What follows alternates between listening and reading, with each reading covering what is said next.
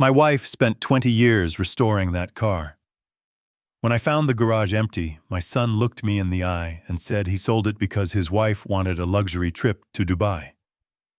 I was completely devastated until a local dealership owner called me and said my wife left something hidden inside the dashboard and that I needed to come down immediately. Before I tell you how I systematically dismantled my son's entire life from my living room, let me know which state you are watching from in the comments below. Hit the like button and subscribe if you have ever had to teach an ungrateful child a lesson they will never forget.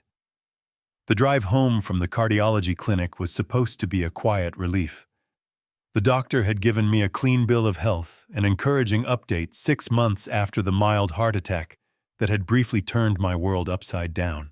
I pulled my sensible daily commuter sedan onto the familiar paved driveway of the home I had shared with my wife Sarah for nearly 4 decades.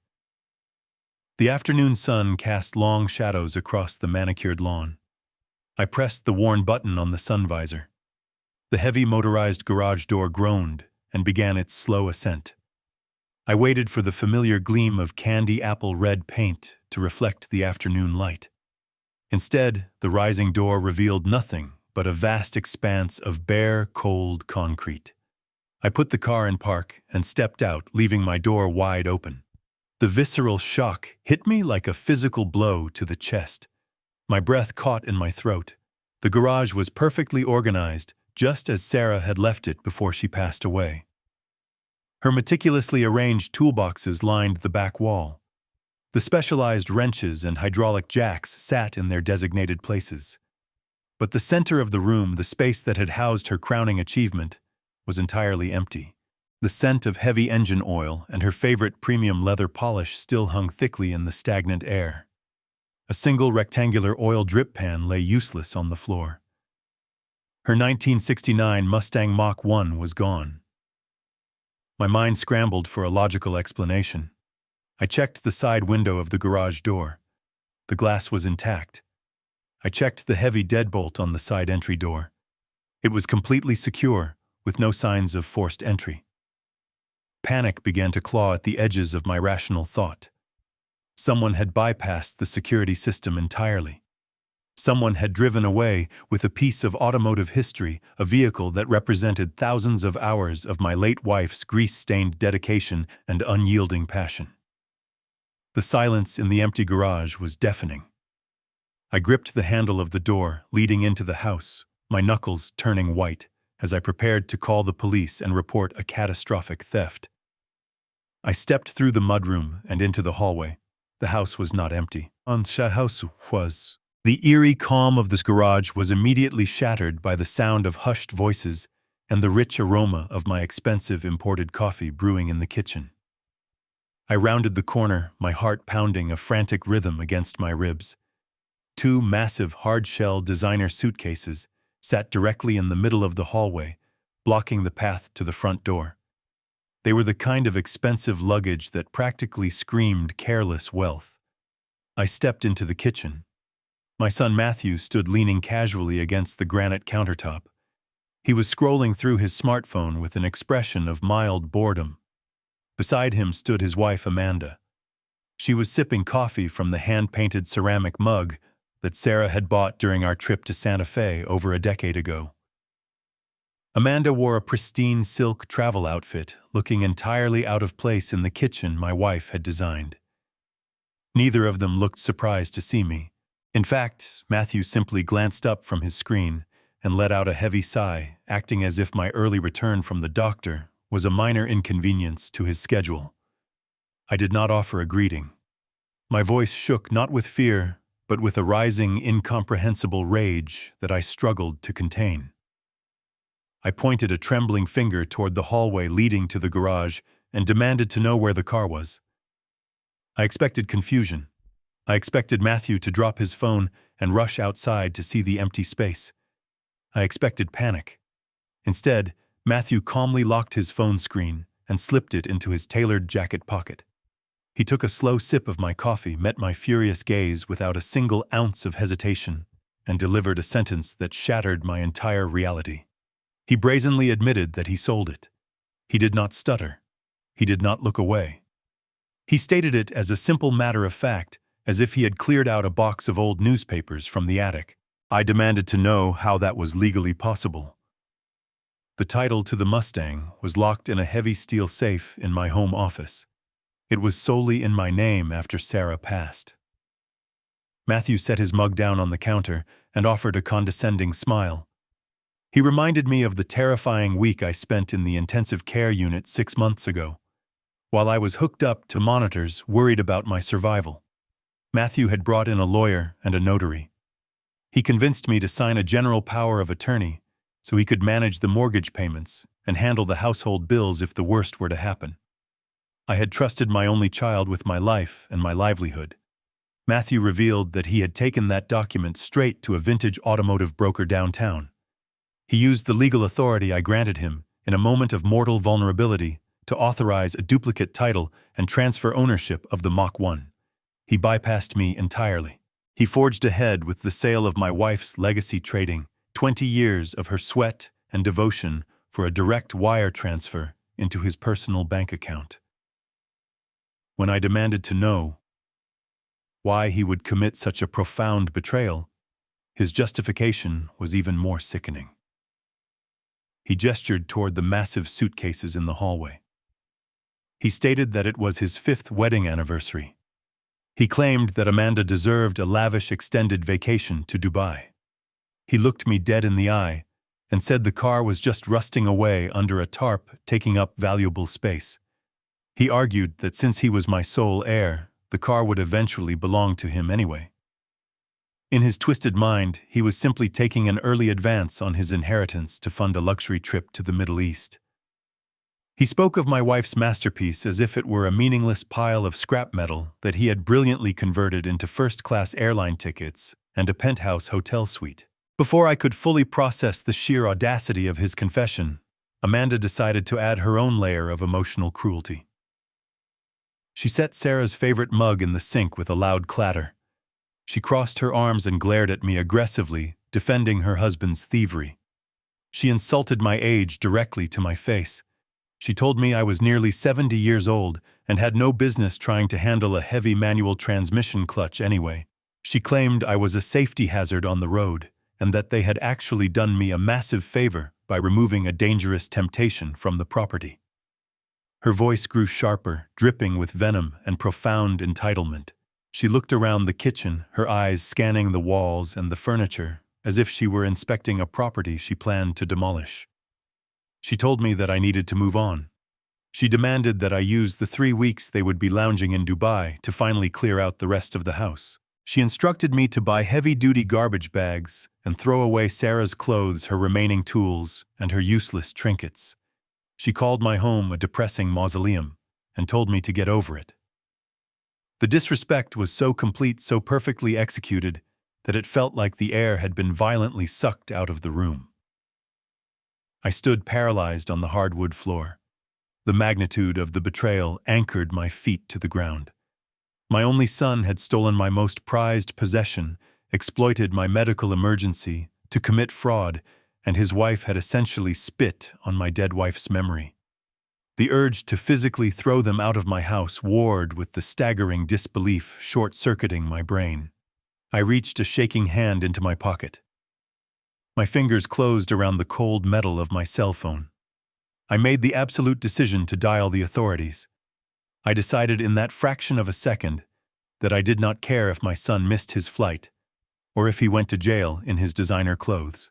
Before my thumb could unlock the screen, the phone violently vibrated in my hand. An unknown local number flashed brightly across the display. Pure instinct drove me to answer it, perhaps hoping it was the broker who bought the car. I pressed the phone to my ear.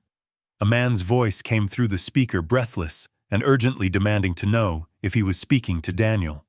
He introduced himself as Leon, the owner of the high-end vintage dealership downtown. Leon did not sound like a man who had just closed a lucrative deal. He sounded nervous. Leon told me that he had purchased the car from Matthew earlier that morning. He explained that his detailing crew was currently prepping the vehicle for a massive private auction scheduled for the following day. But while they were deep cleaning the interior, they found something that halted the entire process. Leon explained that there was a custom-built false panel hidden deep behind the glove box, something that did not match any original factory specifications. When they removed it, they found something bolted inside. Leon dropped his voice to a hushed whisper. He told me that my wife had left something hidden inside the dashboard, something with my name written boldly across it. He told me to drop whatever I was doing and get to his garage immediately. I slowly lowered the phone from my ear. The call disconnected. I looked up. Matthew and Amanda had already turned their backs to me. They grabbed the telescopic handles of their massive luxury suitcases. The heavy plastic wheels clicked rhythmically against the floorboards as they confidently marched toward the front door. Matthew casually shouted over his shoulder, telling me not to wait up and promising to send a postcard from the desert. I did not say a single word. I did not move to stop them. The paralyzing shock had completely vanished, instantly replaced by a cold, sharp clarity. The immediate crisis was no longer stopping their flight to the United Arab Emirates. The crisis was getting to Leon's garage before the buyer took the car away forever. Matthew and Amanda walked out the front door, utterly oblivious to the massive, devastating trap they had just left behind. They thought they had won. They had no idea they were walking straight into their own destruction. The drive downtown blurred into a single continuous stretch of asphalt and green traffic lights. I navigated my quiet sedan through the late afternoon traffic with a singular burning focus. My hands gripped the steering wheel tight enough to make my knuckles ache. I did not turn on the radio. I needed the absolute silence to organize the chaos exploding in my mind. The route to the vintage automotive district was entirely familiar. Sarah and I used to drive this exact path on Sunday mornings, looking for rare replacement parts at specialty swap meets. Now every intersection felt like a countdown clock ticking toward a permanent loss. The sheer arrogance of my son attempting to fence a priceless family heirloom like a stolen television set fueled every press of the accelerator. I bypassed the main commercial avenue and took the industrial backroads to cut valuable minutes off the travel time. Leon operated out of a massive refurbished brick warehouse on the edge of the financial district. It was not a dusty mechanic shop filled with stray oil pans and discarded tires.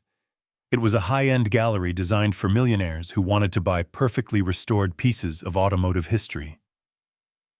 I pulled my car aggressively into the visitor parking space and killed the engine. The massive glass storefront windows displayed pristine classic vehicles resting on polished white epoxy floors.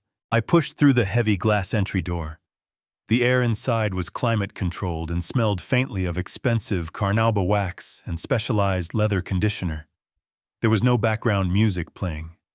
The sterile silence of the showroom floor felt entirely wrong for machines built to roar. Leon was waiting for me near the reception desk. He was a tall man with graying hair who possessed a deep reverence for classic engineering. He did not offer a polite greeting or extend his hand for a shake. He simply gave a brief nod and gestured for me to follow him past the main display area. We walked toward the secure detailing bays located in the back of the building. We stepped through a set of double doors into a brilliantly lit workspace. There she was. The candy apple red paint of the 1969 Mustang Mach, one gleamed violently under the harsh fluorescent overhead lights. Seeing the car sitting there away from our home garage felt like finding a loved one trapped in a hospital room. The aggressive lines of the hood and the flawless chrome bumpers were a direct testament to 2 decades of my wife dedicating her weekends to absolute perfection. Sarah had rebuilt the massive engine block with her own hands. She had sourced every original wire and authentic factory bolt. Now her crowning achievement was sitting in a sterile commercial bay with a detailing towel draped over the windshield, waiting to be auctioned off to the highest bidder. A wave of profound grief washed over me rapidly, followed by a sharp protective instinct. Leon stopped a few feet away from the driver's side door and crossed his arms. He looked incredibly uncomfortable. He explained that his lead technician was preparing the interior for a comprehensive deep clean when he noticed an inconsistency. Leon knew the factory specifications of the 1969 Mach 1 perfectly. He stated that the passenger side dashboard had a subtle modification that no assembly line worker in Detroit had ever installed. The glove box area was slightly shallower than it should be. Leon admitted he initially thought it was a poorly executed repair job from a previous owner until he inspected the metalwork closely. He recognized the precision. He told me the fabrication was flawless and required a level of custom machining that only a master mechanic could execute. He knew my wife was a master mechanic. We walked around to the passenger side of the vehicle. Leon opened the heavy door. The distinct smell of the vintage interior rushed out to meet me.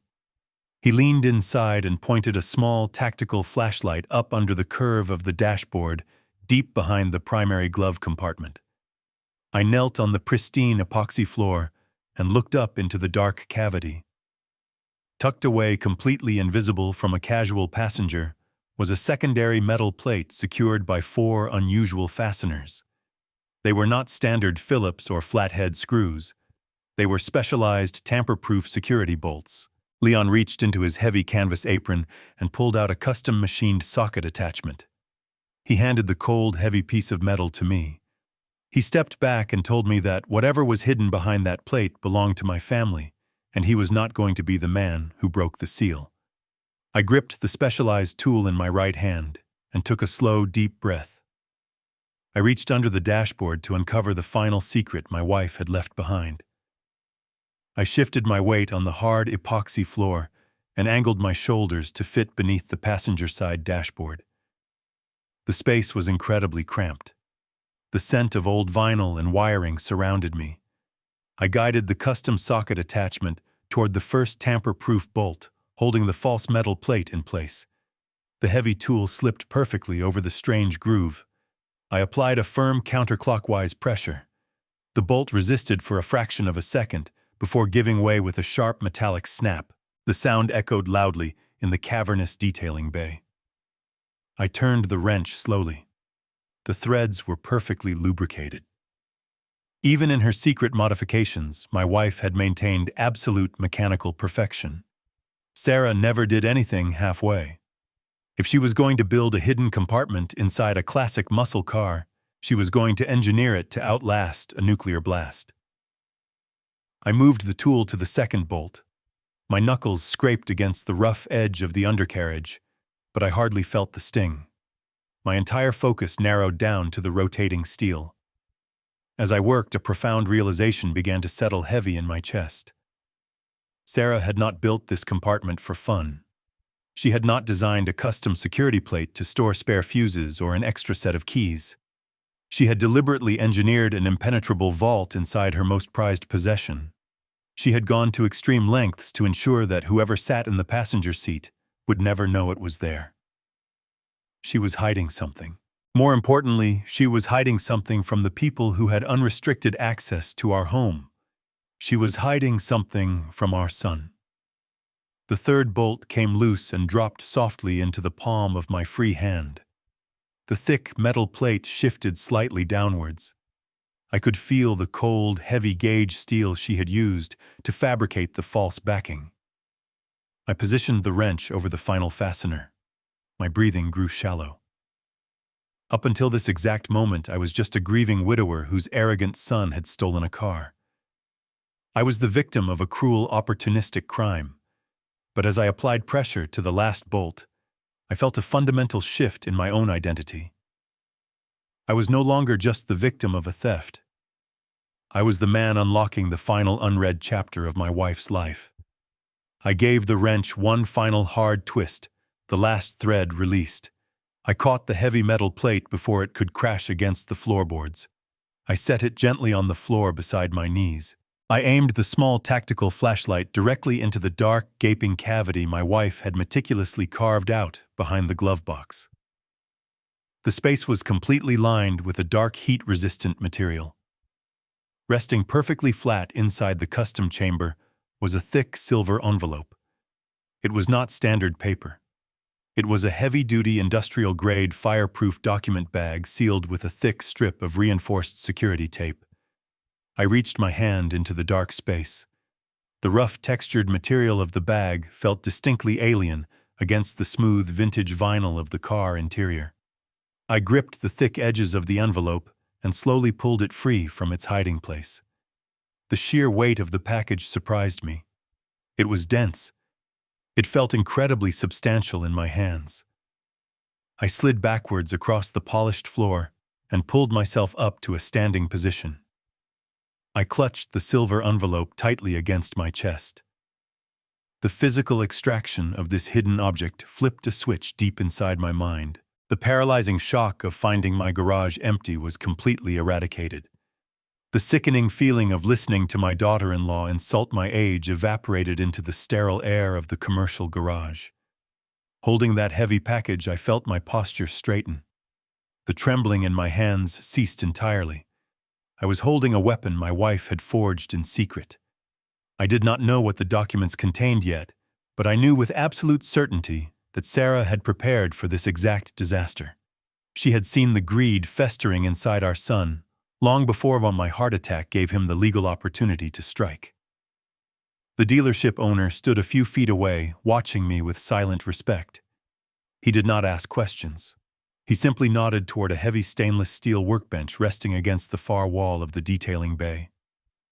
I walked over to the brightly lit station. Every step felt heavier and more deliberate than the last. The transition was complete. I was no longer the discarded old man left behind to clean out a dusty house while his ungrateful children flew first class to the Middle East. I was the executor of a devastating contingency plan. I placed the heavy fireproof envelope flat on the pristine metal surface of the workbench. The bright overhead lights reflected sharply off the silver material. The thick security tape securing the flap remained entirely intact. I stared down at the sealed package, knowing that breaking this seal would permanently alter the trajectory of all our lives.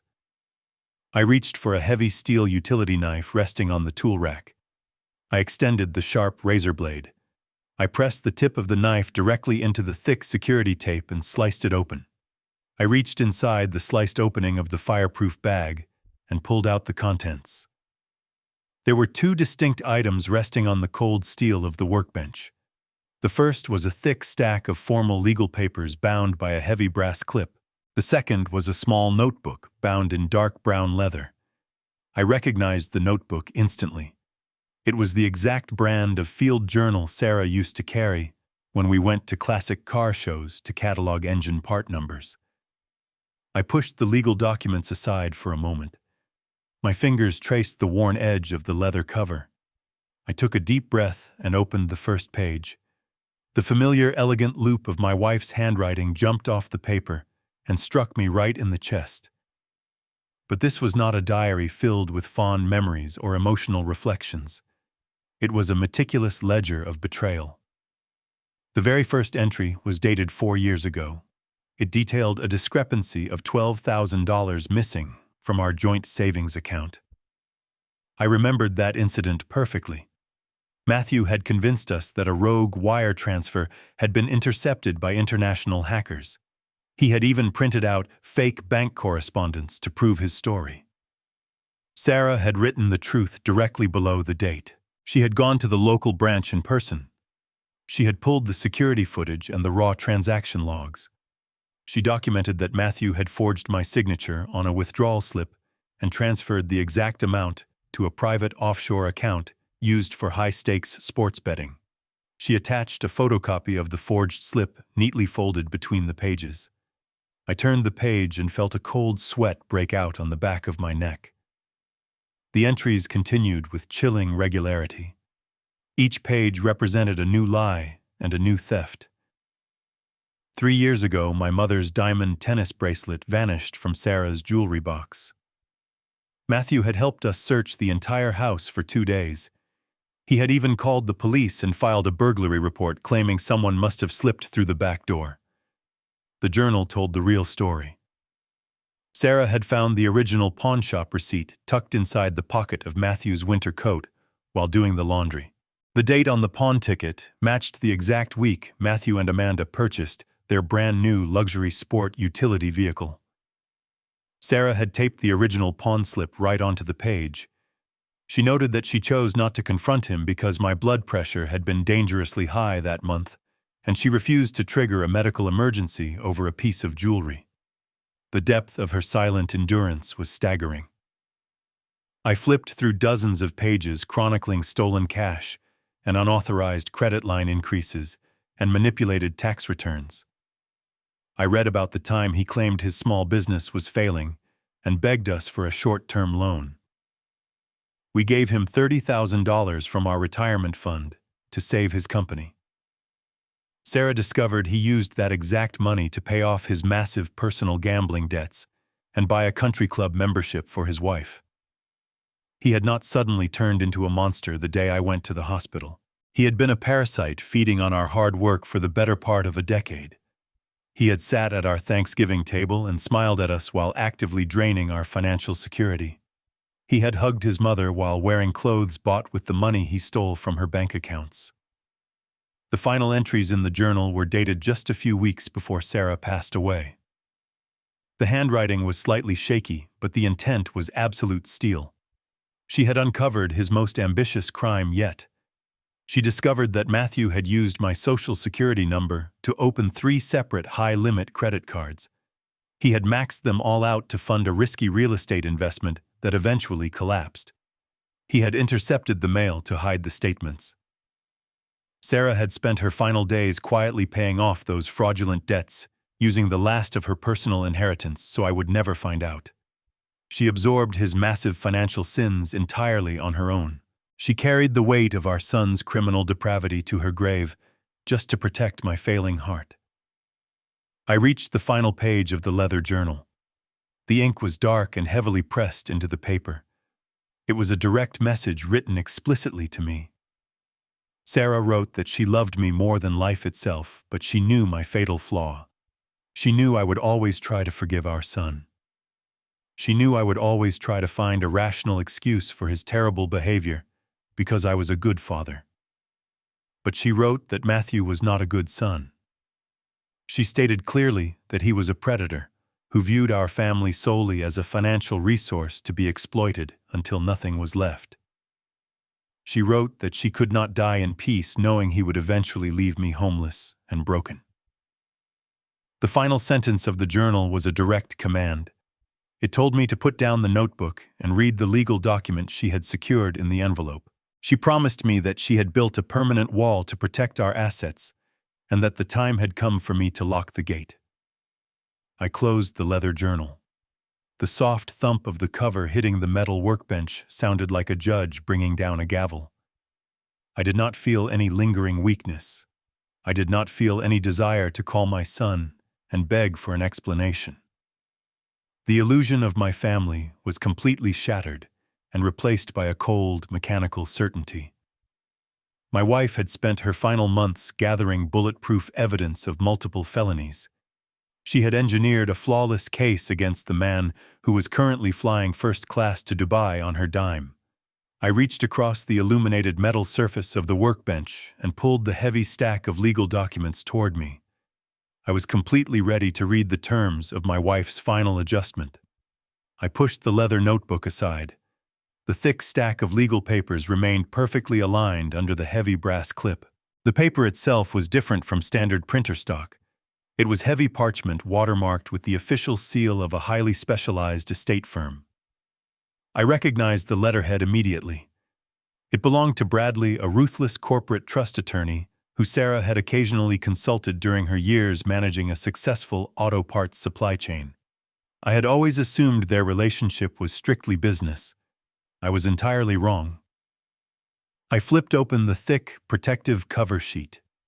The bold, capitalized letters at the top of the first page dictated the absolute parameters of my new reality. It was a declaration of irrevocable trust. My eyes scanned the dense legal jargon. I had spent 30 years working as a logistics manager, negotiating shipping contracts, so reading complex binding agreements was practically second nature to me. Sarah knew this. She knew I would understand the precise mechanical function of the trap she had built. The document was executed and fully notarized exactly 3 weeks before she suffered her final stroke. She had quietly transferred the entirety of her personal estate out of our joint names and placed it directly into this impenetrable legal fortress. She listed the primary residential property. She listed the high-yield investment portfolios. And on the third page, standing out with absolute clarity, she explicitly listed the 1969 Mustang Mach 1 down to the exact vehicle identification number. She named me as the sole living beneficiary and Bradley as the uncompromising executor. But the true genius of the document, the lethal strike that my wife had engineered from her deathbed, was buried in Section 4. I ran my finger down the heavy paper, tracing the ink of a highly specific exclusionary clause. It explicitly stated that no secondary legal instrument, including any general or medical power of attorney, signed by me in the future, could ever authorize the sale, transfer, or liquidation of the assets held within this trust. It was an absolute legal firewall. Sarah had predicted the exact avenue of attack my son would use. She knew that as my health declined, Matthew would attempt to seize control through a power of attorney. She had built a reinforced steel door and welded it shut from the inside. The document I had signed in the hospital while hooked up to heart monitors was completely null and void regarding the car. Matthew had walked into the dealership carrying a piece of paper that possessed zero legal authority.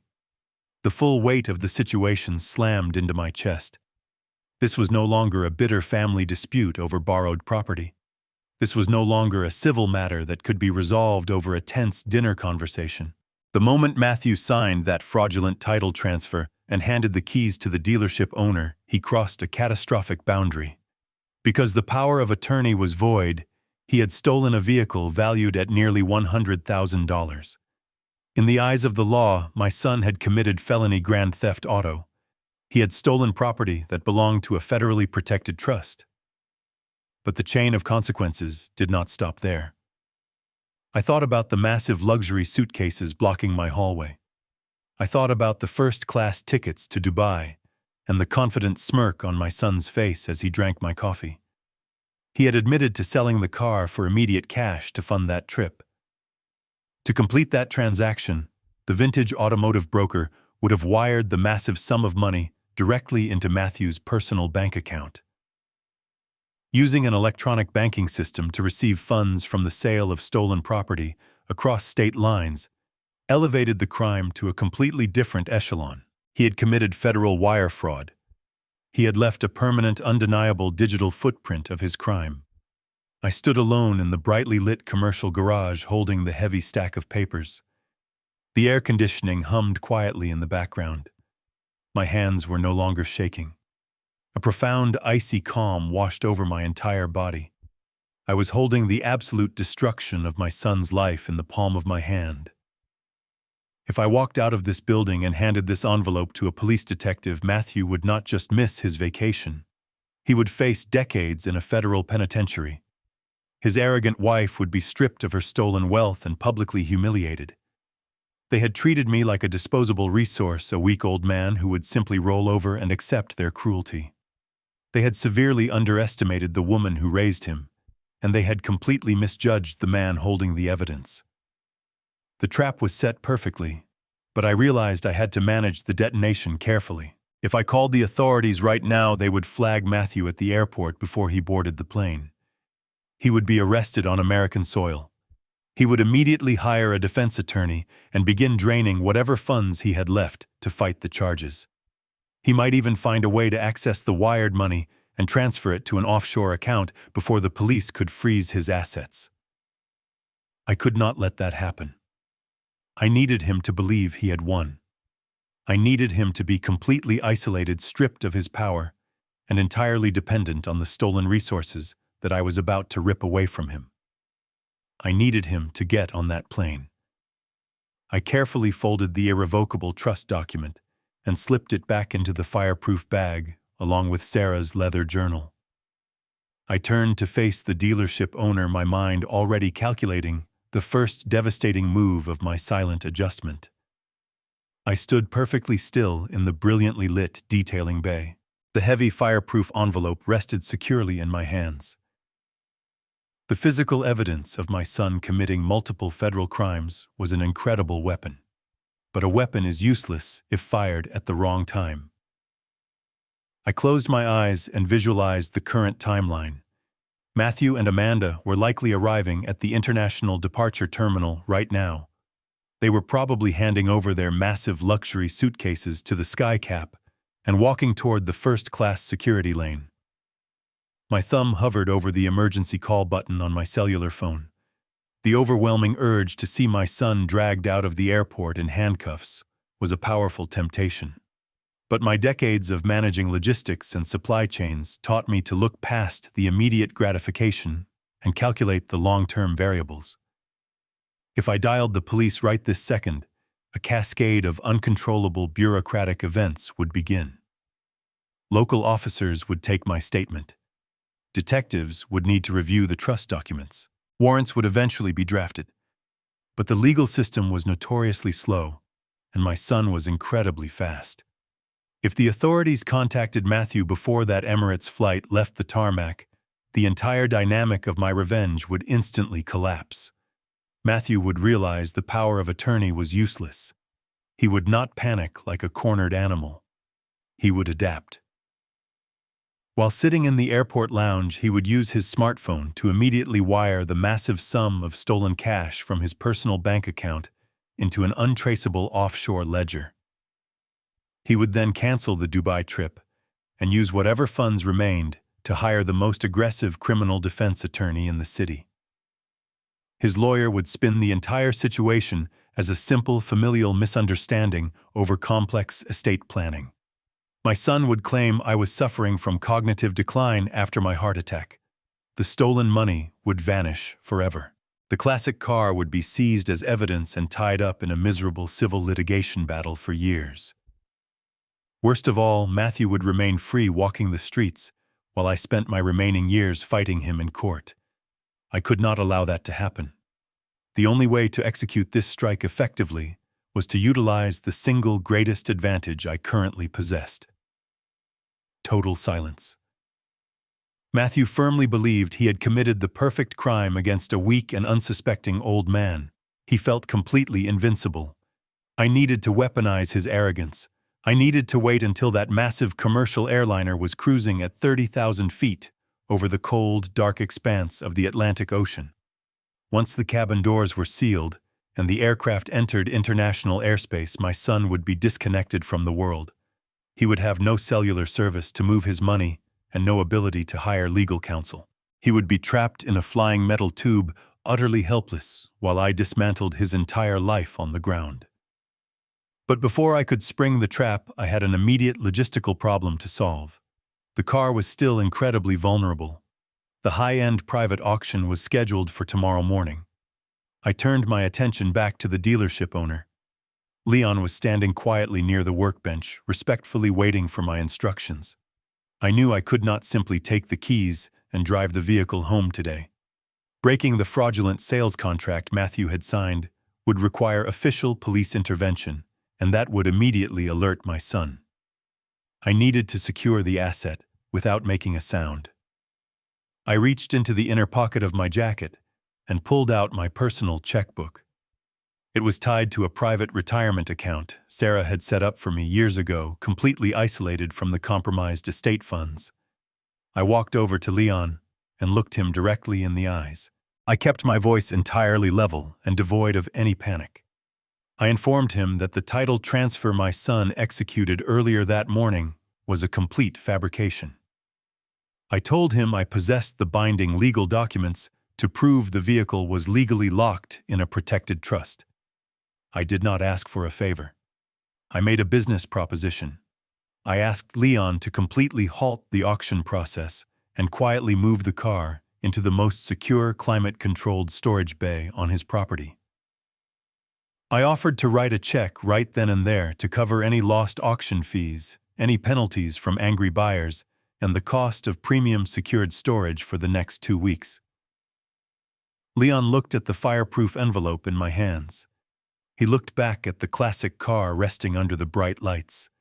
He understood the immense gravity of the situation without needing the specific details. He nodded his head and accepted my terms. The car was safe. The silence was maintained. The first phase of my adjustment was officially complete. Now it was time to visit a lawyer and build a cage for my son. I placed my personal checkbook flat on the stainless steel workbench right next to the heavy fireproof envelope. This specific checking account was tied directly to a private retirement fund I had established decades ago. It was completely isolated from the primary estate and entirely invisible to the fraudulent power of attorney my son currently possessed. Matthew thought he had drained my financial leverage, but he was completely mistaken. I clicked my pen and looked directly at the dealership owner. I needed absolute cooperation, and I was willing to purchase it at a premium. I told Leon that I needed him to permanently cancel the scheduled auction. I instructed him to immediately transport the car from the accessible detailing bay into the most secure, restricted storage facility on his property. I offered him a sum of money that vastly exceeded whatever commission he stood to make from the fraudulent sale. I explained that this payment would cover his lost revenue, the inconvenience of canceling the auction, and the guarantee of his total silence for the next 2 weeks. Leon did not immediately accept the offer. He was a legitimate businessman who operated a highly respected establishment, and he needed absolute assurance that he was not becoming an accessory to a crime. He respectfully asked to see the legal proof I had mentioned. He needed to know that I possessed the true legal authority to halt a transaction that had already been processed through his accounting department. I reached into the silver bag and extracted the thick stack of watermarked parchment. I did not show him the leather journal containing the heartbreaking evidence of my son stealing from his family. I only showed him the ironclad legal weapon. I opened the irrevocable trust document to the 3rd page and pointed directly to the specific, exclusionary clause my wife had engineered. Leon leaned over the workbench and read the dense legal text. His eyes scanned the exact vehicle identification number, matching the classic muscle car sitting mere feet away from us. He read the stringent parameters stating that no secondary legal instrument could ever override the authority of this trust. As a man who dealt with high-value asset transfers, Leon recognized the airtight nature of the document instantly. The heavy parchment was fully notarized legally, binding and completely devastating to the fake title my son had provided. Leon slowly straightened his posture and handed the document back to me. He let out a long breath and shook his head. He realized the incredible magnitude of the felony my son had committed inside his office just a few hours prior. He stated clearly that he wanted absolutely no part in fencing stolen property for a criminal. He accepted my terms without any further negotiation. I wrote out the substantial check and handed it across the table. Leon folded the paper and slipped it into his apron pocket. He walked over to the wall-mounted intercom system and paged his 2 most trusted senior technicians. When the mechanics arrived, Leon gave them strict, explicit orders. He told them to drop whatever projects they were currently handling and prepare the secure warehouse vault at the back of the property. He commanded them to carefully push the classic vehicle by hand to avoid drawing any unnecessary attention. I stood back and watched the immediate execution of my first defensive maneuver. The 2 technicians placed their hands on the polished chrome bumpers and slowly rolled the heavy candy apple red machine out of the brightly lit detailing bay. I followed them, walking alongside the car my wife had spent 20 years perfecting. We arrived at a massive steel-reinforced door located at the very rear of the industrial building. The technicians rolled the car inside the dark, cavernous space. Leon flipped a heavy switch on the wall. The interior of the vault illuminated, revealing a climate-controlled environment designed specifically to protect million-dollar investments. The mechanics secured the vehicle, placed blocks behind the tires, and draped a heavy, opaque cover over the pristine paint job. They quietly exited the vault and returned to their stations. Leon stepped out of the room and grabbed the heavy steel handle of the warehouse door. He looked at me one last time before pulling it shut. The massive metal door closed with a resounding and permanent thud. I listened to the heavy deadbolts sliding into place. The physical locking of that door represented the absolute turning point in my war against my son. My immediate logistical problem was entirely solved. I thanked Leon for his absolute professionalism and walked out of the dealership into the fading afternoon sunlight. The classic car was safe. The next conflict was building the legal cage that would trap my son the moment his plane touched down in the desert.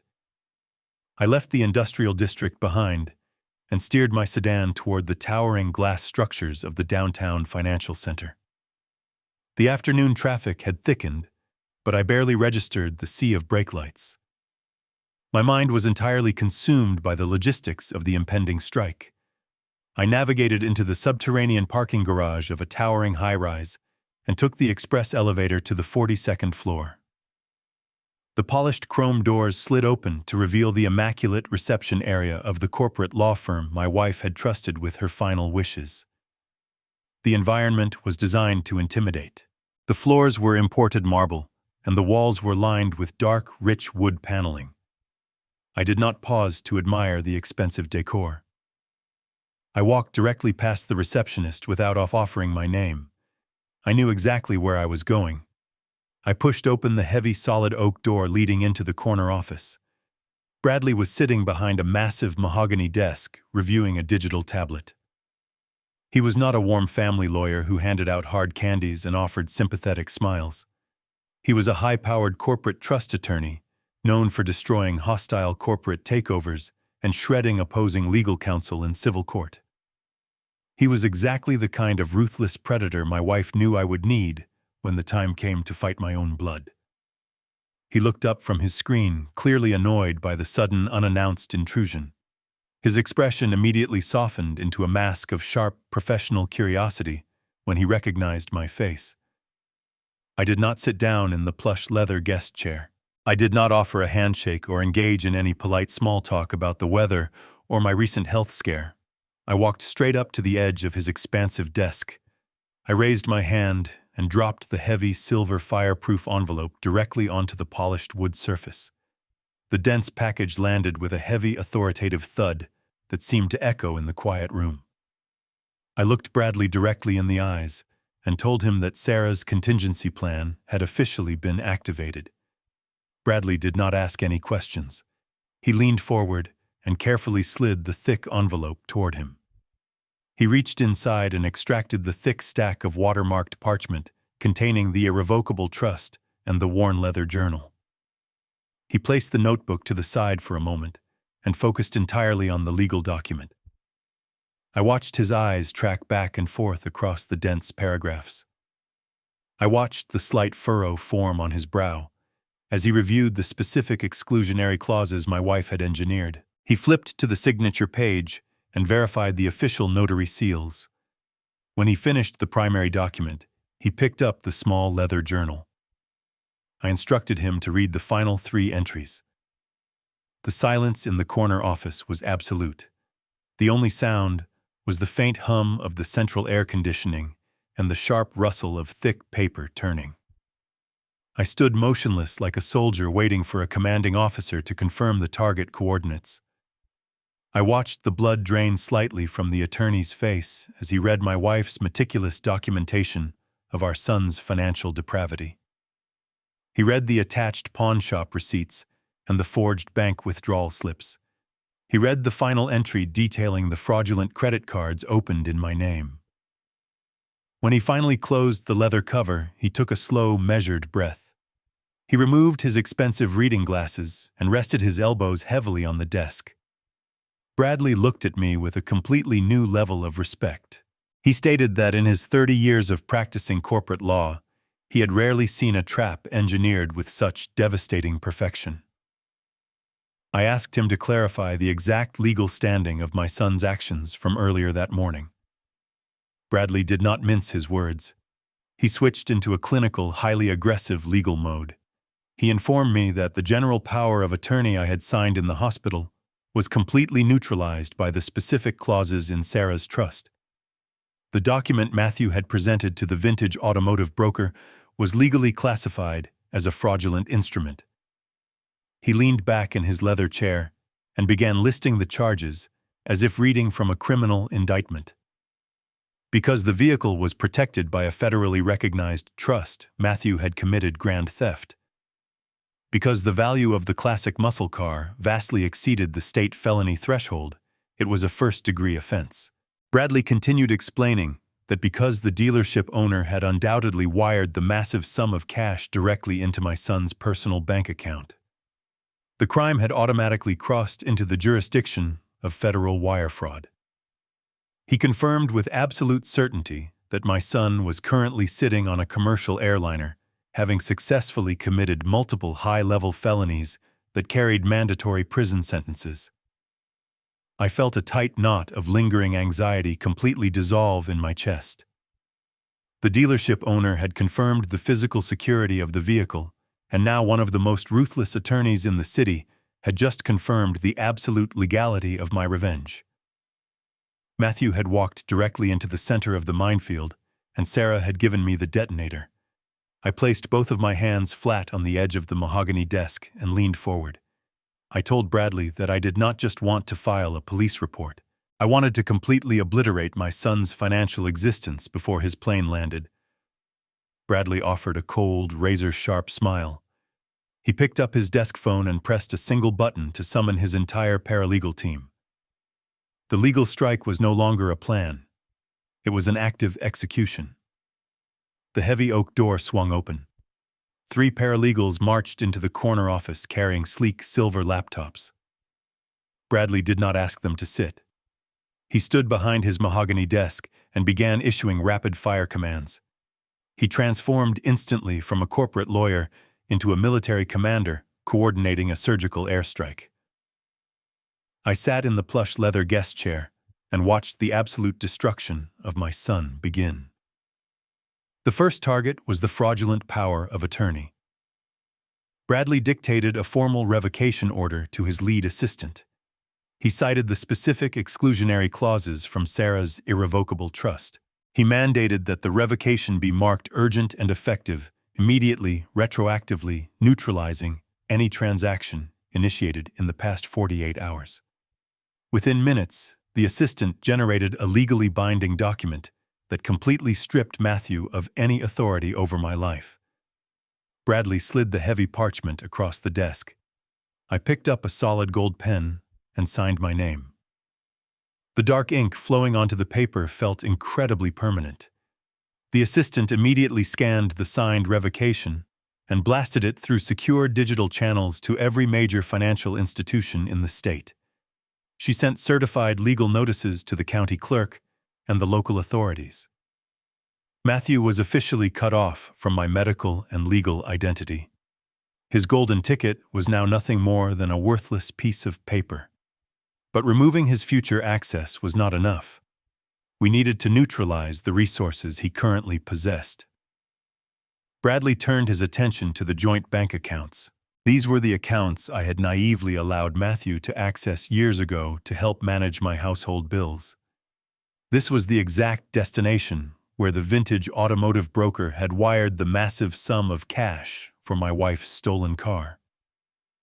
Bradley dialed the direct emergency line for the executive fraud department of the National Bank. He bypassed the standard customer service representatives and demanded to speak directly with a senior fraud investigator. When the investigator answered, Bradley did not make a polite request. He aggressively declared that a massive felony wire fraud had just occurred.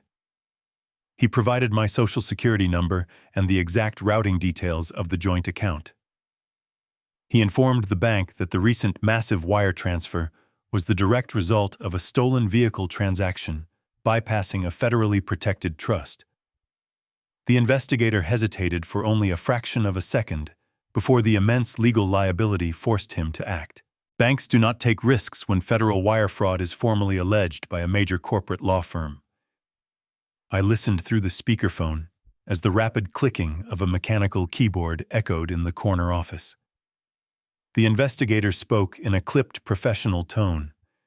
He confirmed that the entire balance of the joint account was now completely locked. The funds were frozen pending a full federal investigation.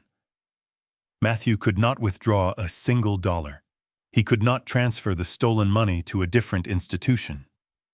The massive payday he thought he had cleverly secured for his luxury vacation was now trapped in a secure digital vault that he could never open. His entire safety cushion was obliterated in less than 10 minutes. The financial guillotine continued to fall without mercy. Bradley moved on to the third phase of the execution. We targeted the high-limit premium credit cards Matthew had fraudulently opened using my identity. These were the exact luxury travel and lifestyle cards he was undoubtedly planning to use at the opulent resorts in the Middle East. These were the cards my wife had secretly paid off to protect my failing heart. Bradley contacted the elite fraud divisions of 3 separate major credit bureaus. He reported the accounts as extreme cases of familial identity theft and financial elder abuse. He initiated a total catastrophic credit lockdown. The accounts were instantly closed and permanently red-flagged across all international networks. Any attempt to swipe those specific plastic cards would result in an immediate automatic decline. Furthermore, it would trigger a silent alert to international authorities indicating that a fugitive was attempting to utilize compromised funds. I watched the paralegals systematically cross off items on a large whiteboard. Every red line drawn across that white surface represented another door slamming shut in my son's face. I sat back in my chair and took a deep, steady breath. The sheer speed of the operation was staggering. In less than 2 hours, a team of strangers in sharp suits had completely dismantled the entire financial empire my son had built on top of my ruined family. I thought about all the times Matthew had come to me asking for money. I remembered him sitting at my kitchen table years ago, complaining about how hard it was to make a living and support his new wife. I had always opened my wallet. I had always written the check. I had spent my entire life trying to provide a soft safety net for my only child. Now I was actively burning that net to ashes. But I did not feel any guilt. I did not feel the crushing weight of a father failing his son.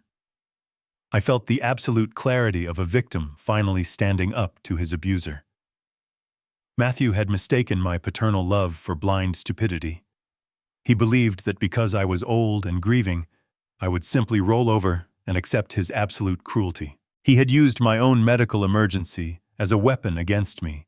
He had allowed his arrogant wife to stand in my kitchen and demand I throw away the last remaining memories of the woman who brought him into this world. Sarah had warned me in her hidden journal that my forgiveness was a fatal flaw. She was right.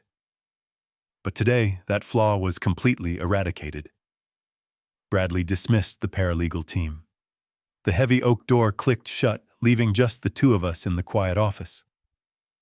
Bradley leaned back in his expensive chair and took a slow sip of water from a crystal glass. He looked directly at me and confirmed that the financial lockdown was entirely complete. The trap was fully armed. Matthew possessed zero access to my estate. He possessed zero access to his own bank accounts containing the stolen car funds. He possessed zero access to the fraudulent premium credit lines. His expensive designer wallet was now just a useless collection of expired plastic and permanently blocked access codes. The execution of the silent adjustment had been flawless. We had successfully built a perfect invisible cage. The only thing left to do was wait for my son to land inside it. I returned to the profound silence of my home. The sun had fully set beneath the horizon, casting long, heavy shadows across the hardwood floors of the hallway. I walked past the exact spot where my son's massive luxury suitcases had rested just a few hours earlier. I did not turn on the television or bother to prepare an evening meal. The adrenaline pumping through my veins provided all the sustenance I required. I walked directly into my quiet home office and sat behind my heavy oak desk. I opened my laptop and loaded a global commercial aviation tracking website. My fingers moved rapidly across the keyboard as I typed in the specific Emirates flight number my son had so arrogantly paraded in front of me. The screen refreshed instantly. A tiny green airplane icon appeared hovering over the eastern seaboard of the United States. They had departed the gate exactly on schedule. I sat alone in the darkness, illuminated entirely by the cold blue glow of the computer monitor. I watched that tiny pixelated aircraft inch its way slowly across the digital map. Every single millimeter it moved eastward represented another physical mile of distance between my son and the stolen financial empire he thought he had secured. I visualized Matthew and his entitled wife sitting inside their exclusive first-class cabin. They were undoubtedly reclining in their private leather seats, sipping complimentary vintage champagne and toasting to their own perceived brilliance. They firmly believed they had executed the perfect, flawless crime against a weak old man. They thought they had successfully converted my dead wife's relentless dedication into a lavish tropical vacation. They possessed absolutely no idea that their premium credit cards were currently turning into useless pieces of melted plastic while they celebrated their victory. I required absolute mathematical certainty before I initiated the final destructive phase of my plan. I could not risk a sudden medical emergency on board or a mechanical failure forcing the pilots to turn the aircraft around and land prematurely on American soil. I had to wait patiently until they passed the definitive point of no return. I sat perfectly motionless in my leather desk chair for 3 agonizingly slow hours. I watched the green icon leave the safety of the continental United States and drift out over the vast, terrifyingly dark expanse of the Atlantic Ocean. I waited until the live flight telemetry indicated they were cruising at 35,000 feet, directly midway between 2 massive continents. They were completely surrounded by thousands of miles of freezing water and thin air. They possessed absolutely zero cellular service and no ability to contact their frozen bank accounts or hire emergency legal representation. They were floating through the night sky inside a luxurious aluminum cage, completely deaf and blind to the catastrophic legal firestorm I was actively fueling on the ground. The timing was finally perfect. I reached across the desk, picked up my cell phone, and dialed the direct emergency line for my corporate attorney. Bradley answered the phone on the very first ring. I did not bother with a polite greeting or ask about his evening. I simply stared at the blinking green icon on my computer screen and told him to release the hounds. Bradley confirmed the instruction with cold, ruthless, professional efficiency. He informed me that his senior legal team had remained standing by at the county courthouse, waiting for my explicit authorization. He officially submitted the comprehensive criminal complaint directly to the on-call district attorney. His team presented the sworn affidavits, the certified irrevocable trust documents, and the undeniable digital proof of the fraudulent wire transfer connecting my son to the stolen funds. Bradley stayed on the secure line to narrate the rapid bureaucratic destruction of my son's freedom. He explained that the district attorney recognized the extreme severity of the multiple federal crimes immediately. The prosecutor also recognized the undeniable high flight risk demonstrated by the international travel destination. A state judge was awakened to review the ironclad evidence my wife had so meticulously prepared. The judge immediately signed the emergency arrest warrants without a single moment of hesitation. My son was no longer just a greedy, ungrateful child who had stolen from his grieving family. Matthew was now officially classified by the government as a federal fugitive wanted for first-degree grand theft auto and international wire fraud. The legal machinery moved with terrifying speed. His name, his passport number, and his physical description were instantly uploaded into the global criminal databases. When that massive commercial airliner finally touched down in the United Arab Emirates, the local border control authorities would be fully aware of his active fugitive status. I thanked Bradley for his flawless tactical execution and ended the phone call. I leaned back heavily in my office chair and stared at the glowing flight tracker one last time. The invisible trap had violently snapped shut. There was no possible avenue of escape. Matthew had willingly traded his family, his freedom, and his entire future for a single luxury plane ticket. Now he was flying completely blind toward a brick wall, and I was the man who had laid the mortar. I slowly closed the lid of my laptop, plunging the home office into total darkness. The glowing green icon disappeared, but the reality of my actions remained entirely solid. I had just initiated a sequence of events that would completely destroy my only child.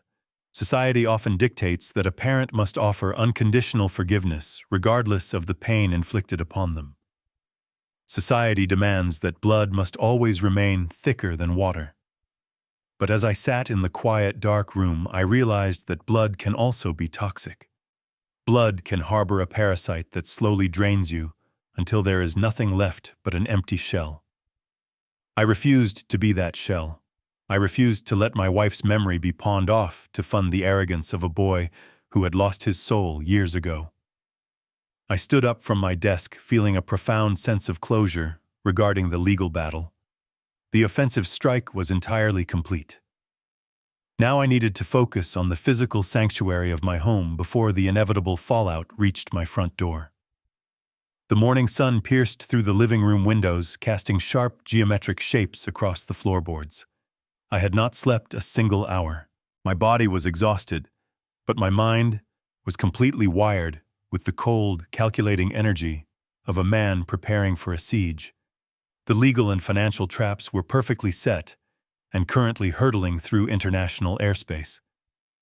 However, my physical sanctuary was still fundamentally compromised. Matthew possessed a heavy brass key to the front door. He knew the access code to the side garage entry. For years, I had willingly given him unrestricted access to my home, believing he was my family. Now I knew he was simply a thief waiting for another opportunity to strike. I could not allow him or anyone he might contact to step foot on my property ever again. I picked up my phone and dialed the number for a premium private security firm I had researched during the early hours of the morning. I did not want a standard alarm system that simply made a loud noise. I wanted an impenetrable fortress. I explained my situation to the dispatcher, utilizing a tone that brokered absolutely no negotiation. I requested their elite rapid response installation team and offered to pay triple their standard emergency rate to have them at my house within the hour. Money was no longer an object of preservation. It was a tool of absolute defense. Within 45 minutes, 2 heavy commercial vans pulled into my driveway. 4 technicians wearing crisp, tactical uniforms stepped out carrying heavy equipment cases. I met them at the front door and gave them a single sweeping directive. I told them to completely sever my home from its past. The lead technician nodded, and his team immediately went to work. The peaceful quiet of my suburban neighborhood was quickly replaced by the aggressive whine of power drills and the heavy thud of metal components locking into place. I watched as they systematically removed every single original brass deadbolt from the exterior doors. They replaced them with heavy-duty biometric locks, reinforced by solid steel strike plates embedded deep into the wall frames. The old garage keypad was completely dismantled and replaced with a modern encrypted scanner. They mounted high-definition night vision cameras at every possible angle covering the driveway, the backyard, and the side street. Every window on the ground floor was retrofitted with shatterproof security film and sensitive glass break sensors. They ran miles of hidden wiring through the attic, connecting the entire network to a central processing unit, securely hidden inside my master bedroom closet. By early afternoon, the transformation was entirely complete. The lead technician handed me a sleek digital tablet. The screen displayed 8 crystal-clear, high-definition video feeds covering every single inch of my property perimeter. He explained that the system was directly linked to a private armed response center. If anyone attempted to bypass the biometric scanners or tamper with the cameras, a security team would be dispatched immediately, regardless of whether I was home to trigger an alarm. I signed their work order and paid the massive invoice using my secure private account. The heavy vans backed out of my driveway, leaving me entirely alone in my newly fortified sanctuary. I walked through the silent hallways of my house. I tested the heavy reinforced doors. I listened to the satisfying electronic hum of the deadbolts automatically engaging behind me. The environment no longer felt like a vulnerable mausoleum waiting to be picked clean by scavengers. It felt like a command bunker. I walked into the kitchen and poured myself a glass of cold water. I stood by the window looking out over the manicured lawn. My physical safety was guaranteed. The fortress was sealed. There was absolutely nothing more I could do from this side of the ocean. I glanced up at the digital clock glowing softly on the microwave display. I quickly calculated the massive time zone difference between my quiet American kitchen and the scorching desert of the United Arab Emirates. The commercial airliner carrying my son and his entitled wife was currently initiating its final descent. They were completely oblivious to the catastrophic reality awaiting them on the ground. They were likely freshening up in the first-class lavatory, smoothing their designer clothes, and preparing to step off the plane as conquering royalty. They expected a fleet of luxury town cars and a penthouse suite decorated with fresh flowers. They had no idea that their entire financial empire had been legally vaporized while they slept. I took a slow sip of water and stared at the clock. The silent adjustment was over. The deafening explosion was about to begin. The massive commercial airliner touched down on the sun-baked runway of Dubai International Airport. Matthew stretched his arms above his head in the expansive first-class cabin, feeling completely invincible. He looked out the oval window at the shimmering desert skyline. He turned to his wife Amanda, who was carefully reapplying her expensive lipstick in a gold-plated compact mirror. They had spent the last 14 hours drinking complimentary champagne and laughing about the ease of their incredible heist. They firmly believed they had left all their problems thousands of miles behind them in a dusty suburban garage. Matthew adjusted his tailored jacket, confident that the massive wire transfer was safely resting in his bank account, waiting to fund their lavish lifestyle. They bypassed the crowded customs lines utilizing their premium travel passes. A private chauffeur holding a digital tablet with their last name greeted them at the arrival gate. The chauffeur loaded their massive luxury suitcases into the trunk of a pristine black luxury sedan. As the vehicle glided onto the massive multi-lane highway, Matthew wrapped his arm around Amanda. He bragged about how simple it had been to trick his aging father. He called the old man weak and sentimental, claiming the classic car was completely wasted on someone who rarely left the house. Amanda agreed wholeheartedly, stating that they were simply claiming their rightful inheritance a few years early. They looked at the towering glass skyscrapers surrounding them, completely intoxicated by their stolen wealth. The sedan pulled into the sweeping circular driveway of one of the most exclusive resorts in the United Arab Emirates.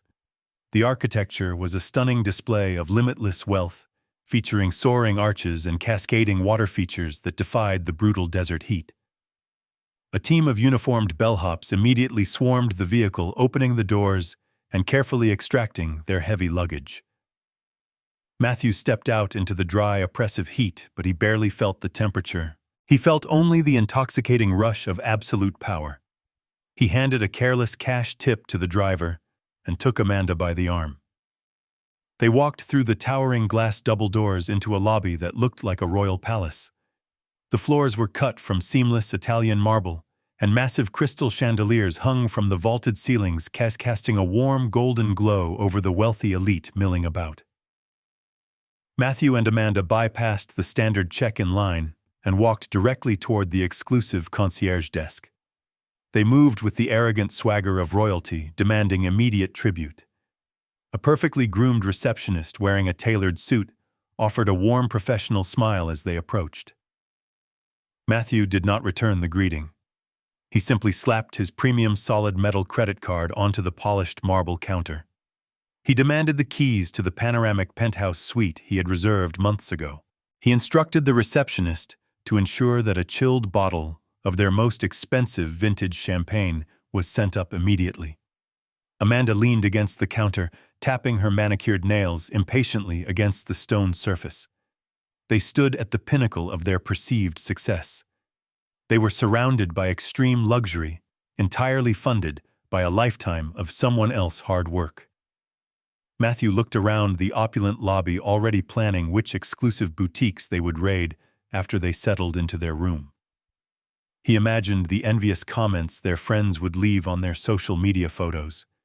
He felt a profound sense of superiority, believing he had outsmarted his father, the legal system, and the entire concept of consequences. The receptionist picked up the heavy metal credit card and slid the magnetic strip through the secure digital terminal. Matthew smiled at his wife, completely unprepared for the invisible guillotine that was about to fall on his neck. The polished marble counter felt cool beneath Matthew's hands as he waited for the transaction to process.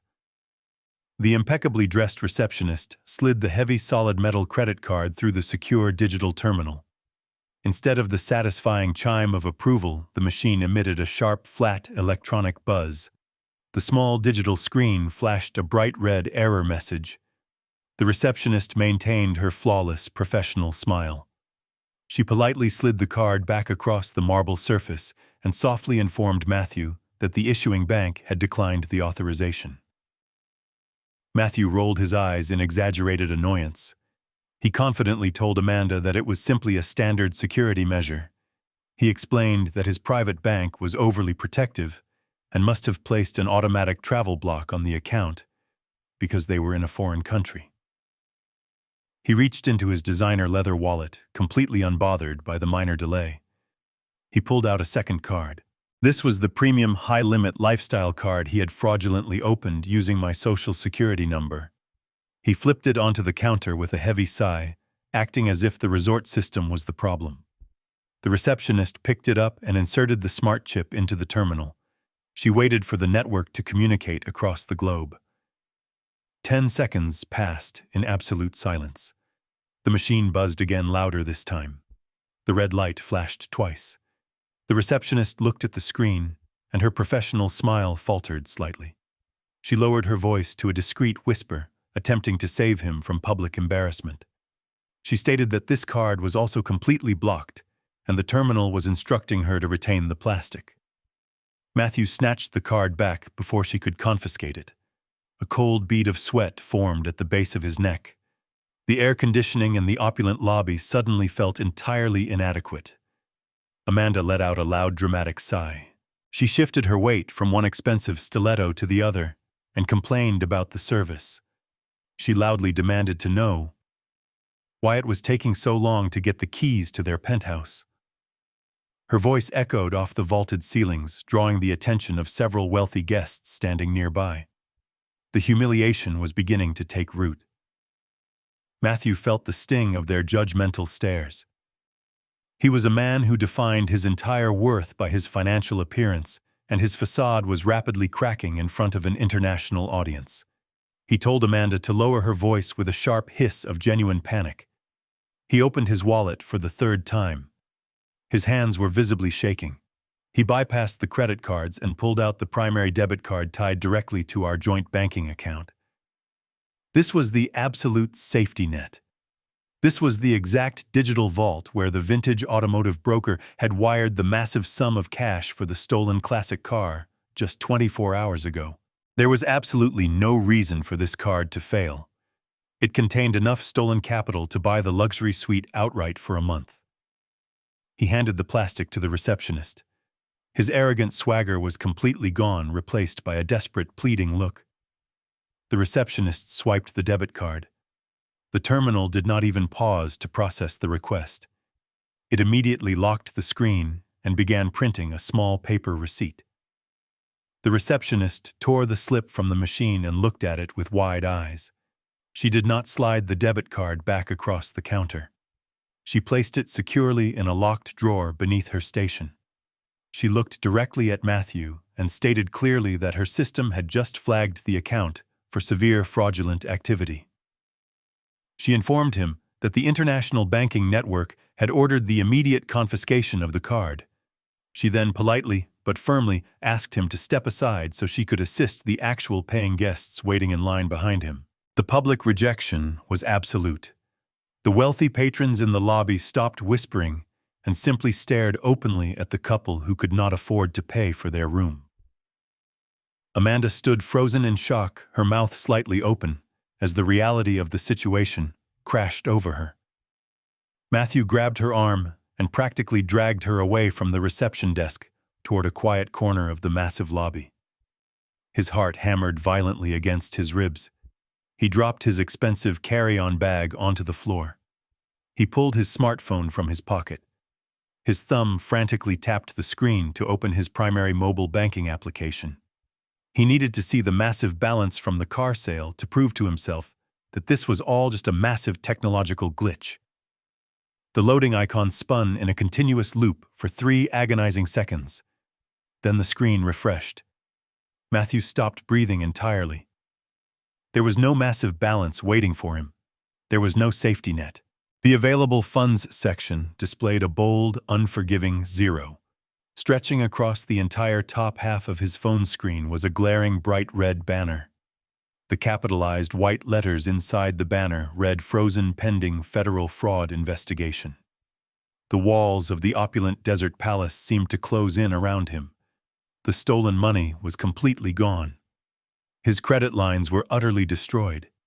He was standing thousands of miles away from home with no physical cash, no access to his accounts, and a furious wife demanding answers. He had flown halfway across the world to celebrate his absolute victory over my life. Instead, he had willingly walked into an inescapable financial prison. The foundation of his arrogant reality shattered into a million unrecoverable pieces. Matthew stood trapped in the corner of the opulent lobby. The towering marble pillars surrounding him no longer looked like magnificent symbols of his absolute success. They felt like the solid, heavy bars of a golden cage. Amanda paced furiously back and forth in front of him. Her expensive designer heels clicked aggressively against the polished stone floor. She hissed at him to do something immediately. She demanded to know why they were being treated like common street criminals by the hotel hospitality staff. Matthew could not provide a rational answer. His chest heaved with shallow, panicked breaths. He stared relentlessly at the bright red fraud alert glowing on his phone screen. His brain desperately tried to rationalize the catastrophic failure of his perfect criminal plan. He convinced himself it was simply a massive, automated banking error. He assumed a mindless computer algorithm had incorrectly flagged the massive international transaction. He firmly believed a single aggressive phone call to his father could resolve the entire humiliating nightmare. Matthew navigated to his contacts list and dialed my number. His thumb pressed the glass screen with frantic, excessive force. He pressed the phone tight to his ear and listened to the hollow electronic tone of the international connection ringing. He paced in a tight, anxious circle. He deliberately ignored the wealthy international guests who were still staring openly at their public disgrace. He rapidly rehearsed the specific lies he was going to tell me. He planned to act deeply annoyed rather than terrified. He planned to blame my supposed technological incompetence for the banking freeze. He still firmly believed I was the weak, grieving old man he had callously left behind in the kitchen. He still thought he held the invincible power of attorney and maintained absolute control over my entire life.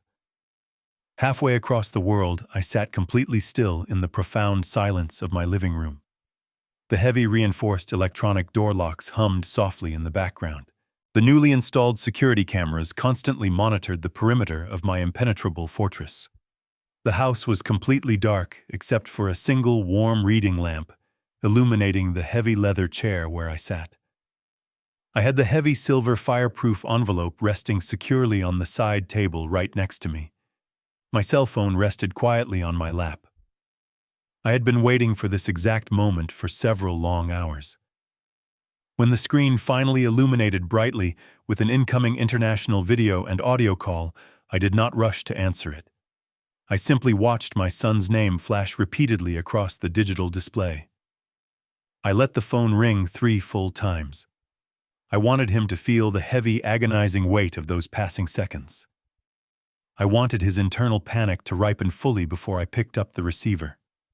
I pressed the green button and raised the phone to my ear. I did not offer a polite greeting or ask how his flight went. I simply listened to the chaotic background noise of the lavish Dubai lobby. Matthew did not waste a single second on pleasantries either. He immediately launched into a hysterical, furious tirade.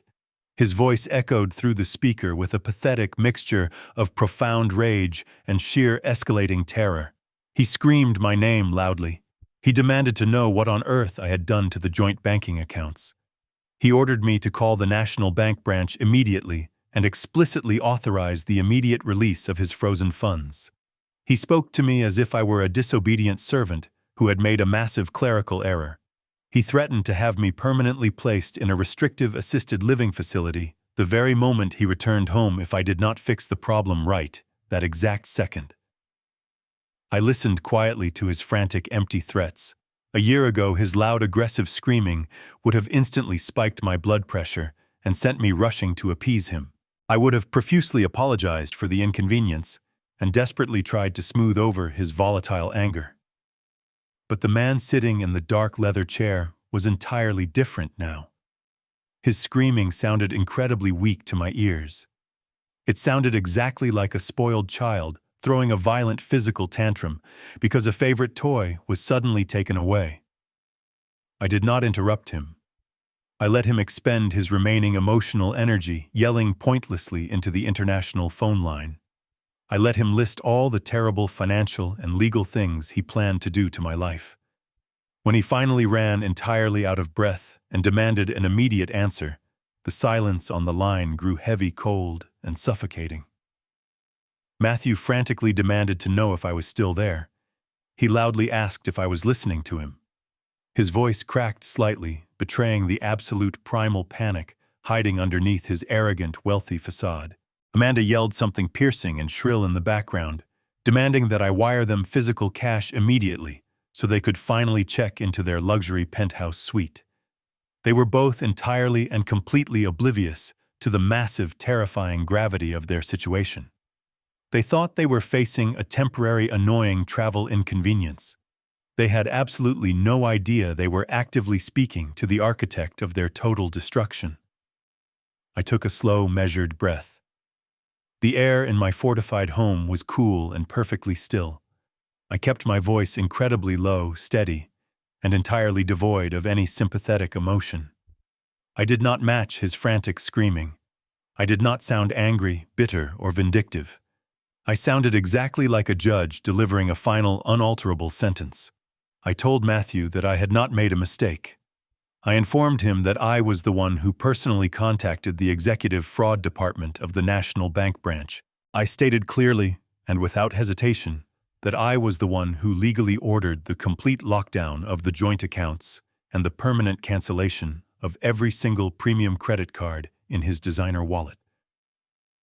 The silence on the other end of the line was absolute and terrifying. The chaotic background noise of the wealthy Dubai lobby seemed to fade away completely into nothingness.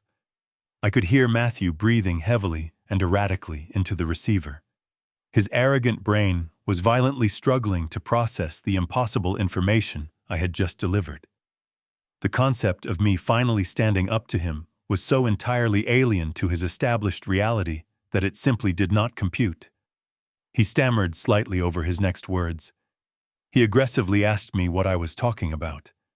He tried to instantly reclaim his false authority by loudly reminding me about the general power of attorney he possessed.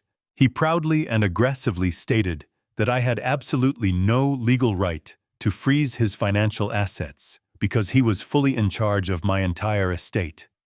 He clung desperately to that fraudulent legal document like a drowning man holding tightly onto a rapidly sinking anchor. He furiously demanded I reverse the bank order immediately before he called the local police on me. He had just handed me the absolute perfect opening to drop the final devastating truth. I let Matthew finish his frantic rant about his perceived legal authority. His desperate clinging to the power of attorney was almost pathetic to witness through the audio receiver.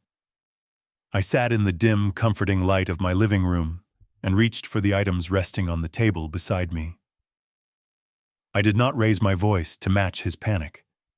I simply instructed him to close his mouth and listen very carefully because I was only going to explain his new reality one time. I told him that the piece of paper he forced me to sign while I was hooked up to hospital monitors was completely meaningless. I heard him gasp slightly, preparing to launch into another aggressive argument, but I immediately cut him off. I picked up the small brown leather notebook. I ran my thumb over the worn cover and told my son that his mother had left a final message specifically for him. I opened the journal to the very first page. I spoke clearly into the receiver, making sure every single syllable carried across the ocean with absolute clarity. I read the date from 4 years ago. I read Sarah's exact words detailing the missing $12,000 from our joint savings account. I heard Matthew draw a sharp, ragged breath as I described the forged withdrawal slip he had used to funnel that money into his private offshore gambling ledger. I did not stop there. I turned the page and read the entry about my mother's diamond tennis bracelet. I reminded him of the 2 anxious days we spent searching the house and the fake police report he boldly filed claiming a burglar had slipped through the back door. I read Sarah's meticulous notes matching the date of the pawnshop ticket to the exact week he and Amanda purchased their brand new luxury sport utility vehicle. The silence from the Dubai lobby was absolute. The arrogant, wealthy facade had been completely ripped away, exposing the terrified thief underneath. I told Matthew that his mother knew about every single dime he had stolen over the past decade. She knew about the fraudulent credit cards he opened using my social security number. She knew about the fake business loans he claimed were failing. She had silently absorbed his massive financial sins and documented every single felony to protect my failing heart. I told him that he had spent years treating us like a disposable bank account, thinking he was an invincible criminal mastermind. In reality, he was just a sloppy parasite, and his own mother had spent her final days building a flawless, impenetrable case against him. Matthew finally found his voice. It was barely a whisper. He tried to stammer out a pathetic denial claiming those were just familial misunderstandings, and that he still maintained the legal right to manage the estate. I closed the leather journal and picked up the thick stack of watermarked parchment. I completely shattered his final remaining illusion. I informed him that exactly 3 weeks before her final stroke, his mother had executed a secondary irrevocable trust. I read the specific exclusionary clause directly from the heavy paper. I explained the precise legal mechanics of the trap she had engineered. I told him that the trust explicitly protected the classic muscle car and permanently neutralized any future power of attorney I might ever sign. I waited a few seconds to let the complex legal reality crush the last remaining hope out of his chest. I explained that when he walked into that vintage automotive dealership and signed the title transfer, he was utilizing an entirely fraudulent instrument. I told him that I had already visited the dealership and paid the owner a premium to permanently secure the vehicle in a locked warehouse. The car was perfectly safe, and his bill of sale was entirely void. I laid out the catastrophic chain of consequences with cold, mechanical precision. I stated that stealing a vehicle of that immense value from a federally protected trust constituted first-degree grand theft auto. I further explained that receiving the electronic transfer of those stolen funds into his personal bank account immediately escalated his crime to federal wire fraud. I could hear Amanda crying hysterically in the background.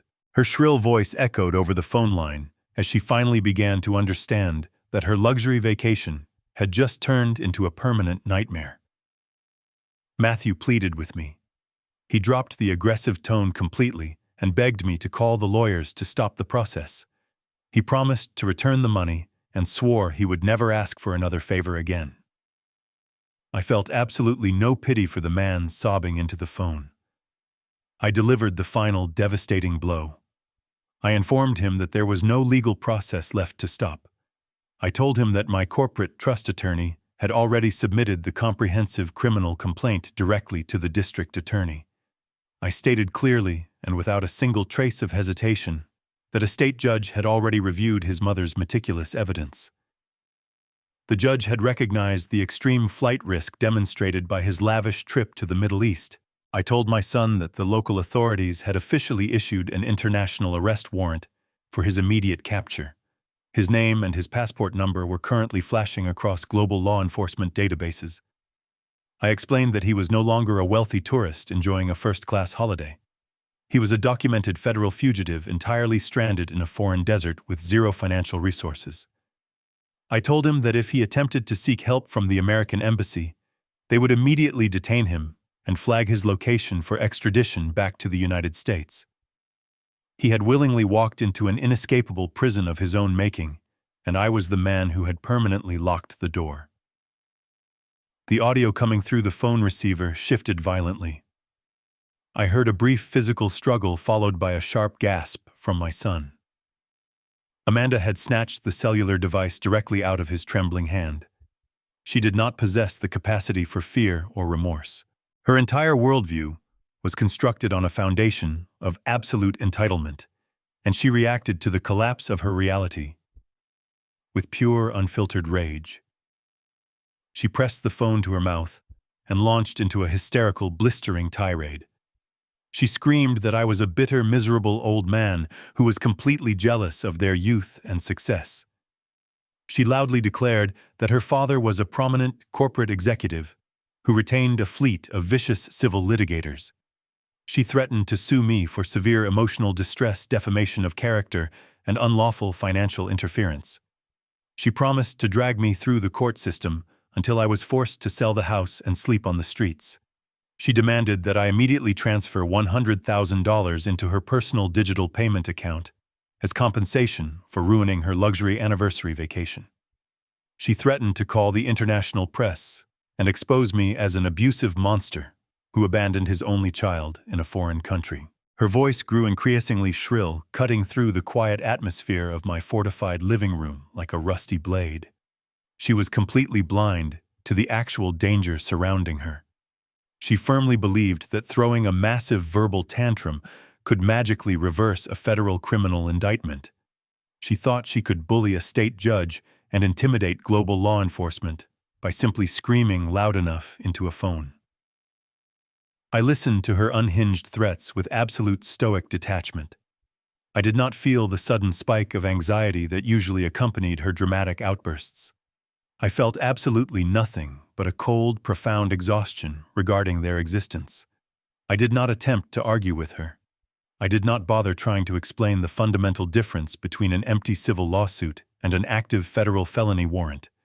You cannot reason with a parasite when you are actively removing it from your skin. I waited for her to pause for a single breath. When she finally gasped for air, I spoke my final sentence to them. I told her to enjoy the desert heat, because it was the closest thing to hell she would experience before the federal authorities brought her husband home in chains. I pulled the phone away from my ear. I did not wait for her inevitable shrieking response. I pressed my thumb firmly against the red digital button on the screen and completely severed the international connection. The chaotic noise of the opulent lobby vanished instantly, replaced by the deep, comforting silence of my secure home. But disconnecting the call was not enough. I opened the security settings within my contact list. I selected my son's phone number and engaged the permanent block feature. I repeated the exact same process for Amanda's cellular device. I erased their digital access to my life with 2 simple taps on a glass screen. They could no longer call text or leave desperate voicemails begging for a rescue. The communication bridge was entirely and permanently destroyed. Thousands of miles away in the scorching heat of the United Arab Emirates. The absolute finality of their situation finally materialized. Matthew and Amanda were standing in the middle of a marble lobby, surrounded by extreme wealth they could no longer touch. The receptionist had confiscated their only source of stolen funds. Their premium credit lines were permanently deactivated. They possessed no physical currency to purchase a meal or secure a cheap motel room on the outskirts of the city. Their return flight tickets were inherently tied to the fraudulent credit cards, meaning the airline would automatically cancel their passage home the moment the payment bounced. If they walked out of those heavy glass doors, they would step into a sprawling foreign metropolis with absolutely no resources. If they attempted to visit the American embassy to beg for an emergency repatriation loan, the consular officers would immediately scan their passports. That scan would instantly trigger the international arrest warrant, resting in the global law enforcement database. They would be detained by foreign authorities and held in a temporary holding facility until the extradition paperwork was finalized. They were completely cornered. The luxurious anniversary trip they had funded by stealing my dead wife's legacy had rapidly transformed into an inescapable nightmare. The desert mirage they had so arrogantly chased had completely evaporated, leaving them entirely stranded to face the devastating consequences of their own greed. 7 days passed. For me, those 7 days were spent in profound peace. I drank my morning coffee in my quiet kitchen. I read novels in my secure living room. I tended to my garden without the constant lingering anxiety of my son unexpectedly dropping by to demand money. But for Matthew and Amanda, those same 7 days were an absolute descent into a customized personal hell. My corporate attorney, Bradley, utilized his extensive network of private investigators and international contacts to monitor their exact movements. He provided me with daily, highly detailed updates regarding their rapid public deterioration. The opulent desert resort did not offer them an ounce of sympathy. When the reality of their frozen accounts became undeniable, the hotel management politely but firmly summoned private security. Matthew and Amanda were publicly escorted out of the massive glass doors. They were forced to stand on the scorching concrete driveway, dragging their heavy designer luggage. They did not have enough physical currency to hire a luxury town car. They did not even have enough to hail a standard taxi. They were forced to walk several miles in the oppressive, suffocating heat of the United Arab Emirates just to locate a public transit station. Their pristine silk travel outfits were completely soaked in sweat and coated in fine desert dust by the time they finally retreated to the only place that would accept them without an entry fee. They returned to the international airport. They spent an entire week trapped inside the fluorescent purgatory of the departure terminal. The international banking authorities had officially red-flagged their names, preventing them from accessing any financial institutions. The arrogant couple who had demanded a panoramic penthouse suite and vintage champagne were reduced to fighting for floor space near the public restrooms. Bradley informed me that airport security footage showed them sleeping directly on the cold, hard linoleum tiles. Those massive hard-shell luxury suitcases that had arrogantly blocked my hallway just a week prior were repurposed as incredibly uncomfortable pillows. Amanda was forced to wash her face in the public sinks alongside exhausted budget travelers. The humiliation was absolute and entirely public. Matthew spent those 7 days desperately scrolling through his phone. He utilized the free airport wireless internet to call every single person he considered a friend. He begged his wealthy business associates for an emergency loan. He pleaded with his country club acquaintances. But superficial friendships are entirely built on the illusion of success. The moment Matthew admitted he was completely broke and stranded, his elite social circle vanished. They stopped answering his calls. They ignored his frantic messages. Amanda tried to contact her prominent corporate father, but he had already been briefed by my legal team regarding the active federal warrants. Her father completely disowned her actions and explicitly refused to wire a single dollar to aid a federal fugitive. The sheer physical exhaustion and profound hunger eventually broke whatever remained of my son's arrogant pride. He was forced to scrape the absolute bottom of his contact list. He finally reached out to a distant cousin on his mother's side. This was a man Matthew had openly mocked for years because he drove a used car and worked a blue-collar job. Matthew swallowed his massive ego and literally begged this cousin for salvation. He cried over the internet connection, promising to pay back every single penny with massive interest if the cousin would just buy them a ticket home. The cousin reluctantly agreed, but he did not possess the funds to purchase premium first-class accommodations. He bought them the absolute cheapest budget economy tickets available on the global market. The itinerary was completely miserable. It involved 3 separate grueling layovers in crowded regional hubs and nearly 40 hours of continuous travel. They were assigned the very last row of the aircraft right next to the lavatories. They had no complimentary champagne. They had no private leather reclining seats. They were squeezed into tiny rigid chairs surrounded by the very working-class people they had spent their entire lives looking down upon. I sat in my secure home and watched the digital flight tracker update their agonizingly slow progress across the globe. I felt no pity visualizing their cramped, miserable journey. Every single ache in their muscles and every single moment of public humiliation was entirely earned. They were finally experiencing the exact level of discomfort and disrespect they had so freely inflicted upon me. But the airport floor and the budget airline seats were just the prelude. The true punishment was patiently waiting for them at the final arrival gate. They were finally flying back to America, completely unaware of the Federal Reception Committee standing by to welcome them home. The heavy wheels of the commercial airliner hit the tarmac with a violent jolt. Matthew and Amanda shuffled off the aircraft and stepped onto American soil. They were physically broken and mentally exhausted from the grueling multi-day transit. They smelled of stale sweat and cheap airplane coffee. They walked in absolute silence through the brightly lit, sterile corridors of the International Arrivals Terminal. Matthew carried his cheap plastic duty-free bag staring blankly at the polished floor. He firmly believed the absolute worst part of his ordeal was finally over. He assumed he could simply sneak back into his house, take a long hot shower, and figure out a way to manipulate me in the morning. He still foolishly believed this was merely a severe family dispute that he could eventually smooth over with enough apologies and false promises. They entered the massive cavernous hall of the Customs and Border Protection checkpoint. The room was intimidating, filled with long, winding lines of exhausted travelers and elevated security booths. Amanda stood a few feet behind him, complaining softly about her swollen ankles and her ruined vacation.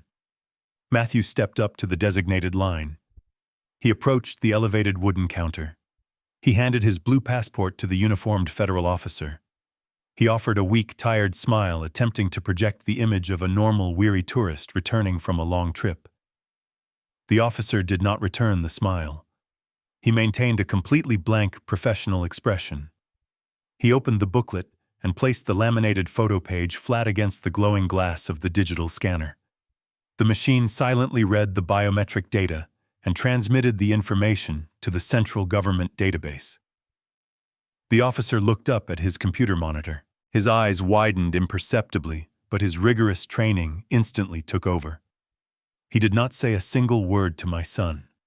He casually asked Matthew to place his right hand on the green fingerprint reader. While Matthew complied, entirely oblivious to the catastrophic digital red flag flashing across the screen, the officer pressed a silent emergency button hidden deep beneath the counter. The atmosphere in the massive hall shifted instantly. The subtle change in the air was palpable even to the surrounding tourists. Less than 15 seconds later, the heavy restricted access doors located to the left of the checkpoint swung open violently.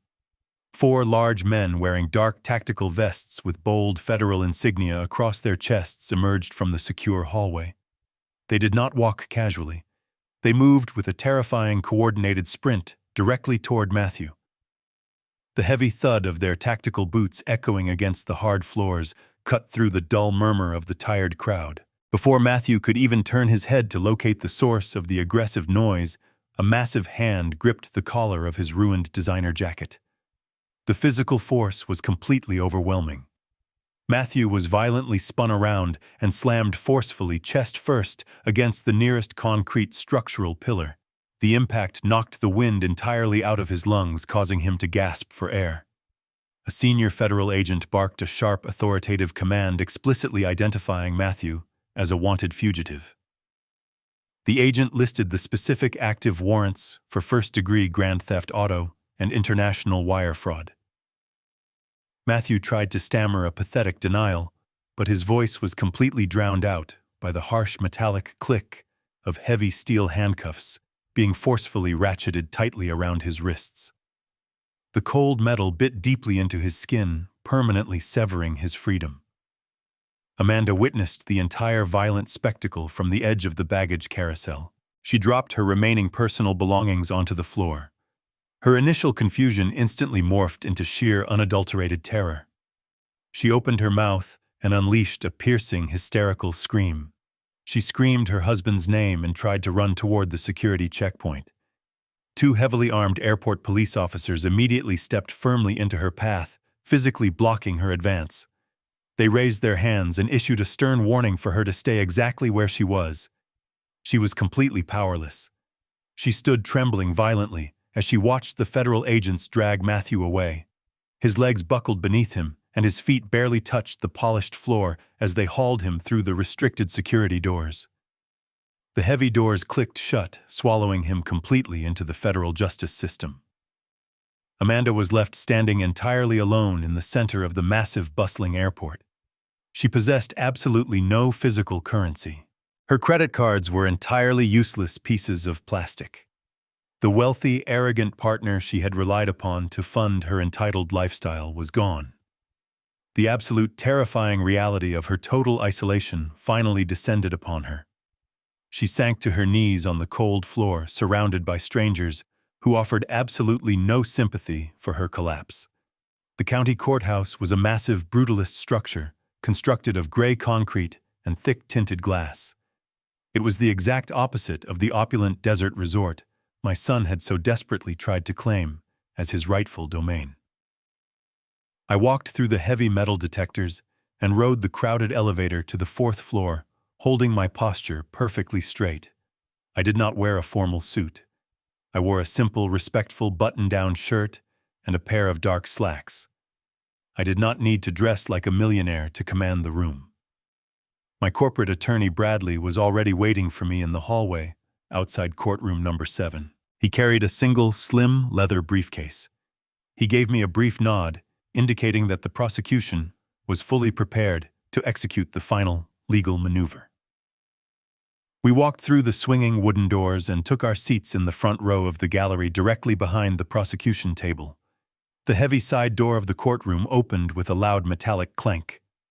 The bailiff led a line of chained inmates into the jury box for their preliminary arraignments. I spotted my son immediately.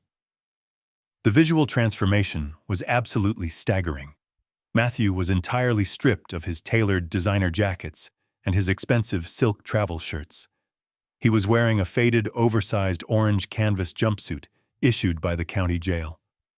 His wrists and ankles were secured by heavy steel chains that rattled loudly with every single step he took. His hair was completely disheveled, and his face was pale and drawn from spending the last 48 hours inside a holding cell. He looked frantically around the gallery until his eyes finally locked onto mine. The sheer panic in his expression was completely undeniable. He practically threw his weight against the wooden railing separating us. He ignored the harsh warning from the bailiff and began to openly sob. He begged me for forgiveness, claiming he was incredibly sorry for the misunderstanding. He pleaded with me to tell the judge to let him go home, promising he would pay me back every single dollar. I sat perfectly still on the hard wooden bench. I did not break eye contact, but I also did not offer him a single ounce of comfort. I looked at the sobbing man in the orange uniform and felt absolutely nothing. The son I had raised died the moment he decided to sell his dead mother's legacy to fund a luxury vacation. The person standing in front of me was just a stranger facing the catastrophic consequences of his own limitless greed. The judge entered this room and struck the gavel, commanding absolute silence. Matthew was forced to sit down.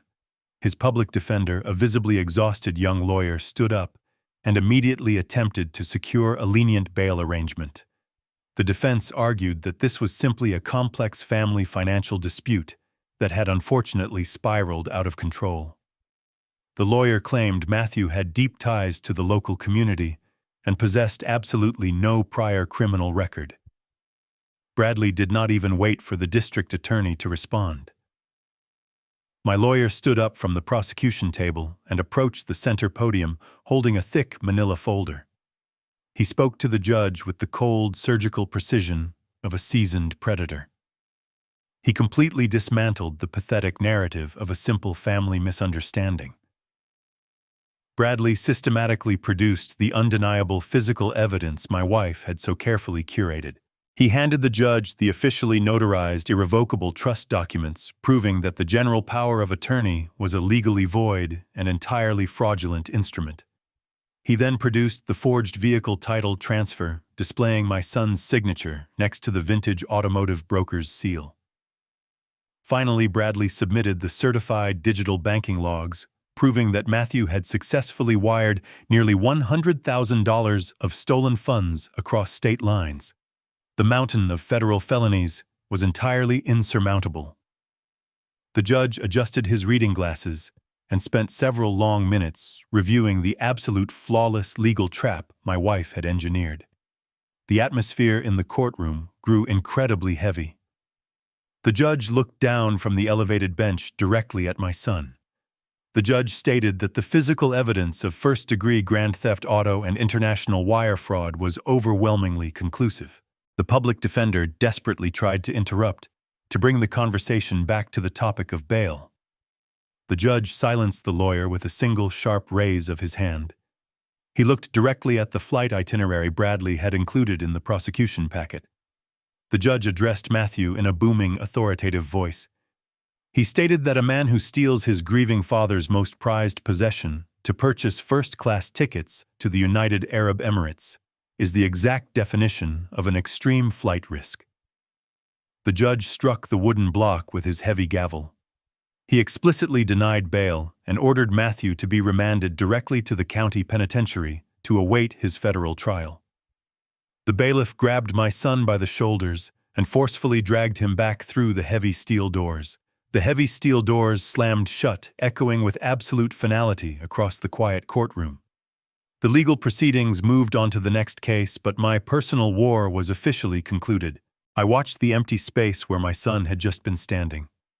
The profound sense of justice completely washed away the lingering exhaustion in my bones. The trap had worked flawlessly. I pushed open the heavy glass doors of the county courthouse and stepped out into the warm afternoon air. The transition from the sterile, oppressive atmosphere of the legal system to the vibrant, open world felt like taking my first real breath in over a decade.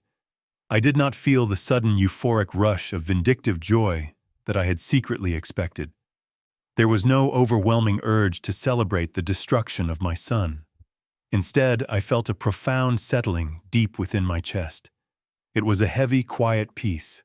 For years, I had walked around carrying the invisible, suffocating weight of my son's limitless expectations.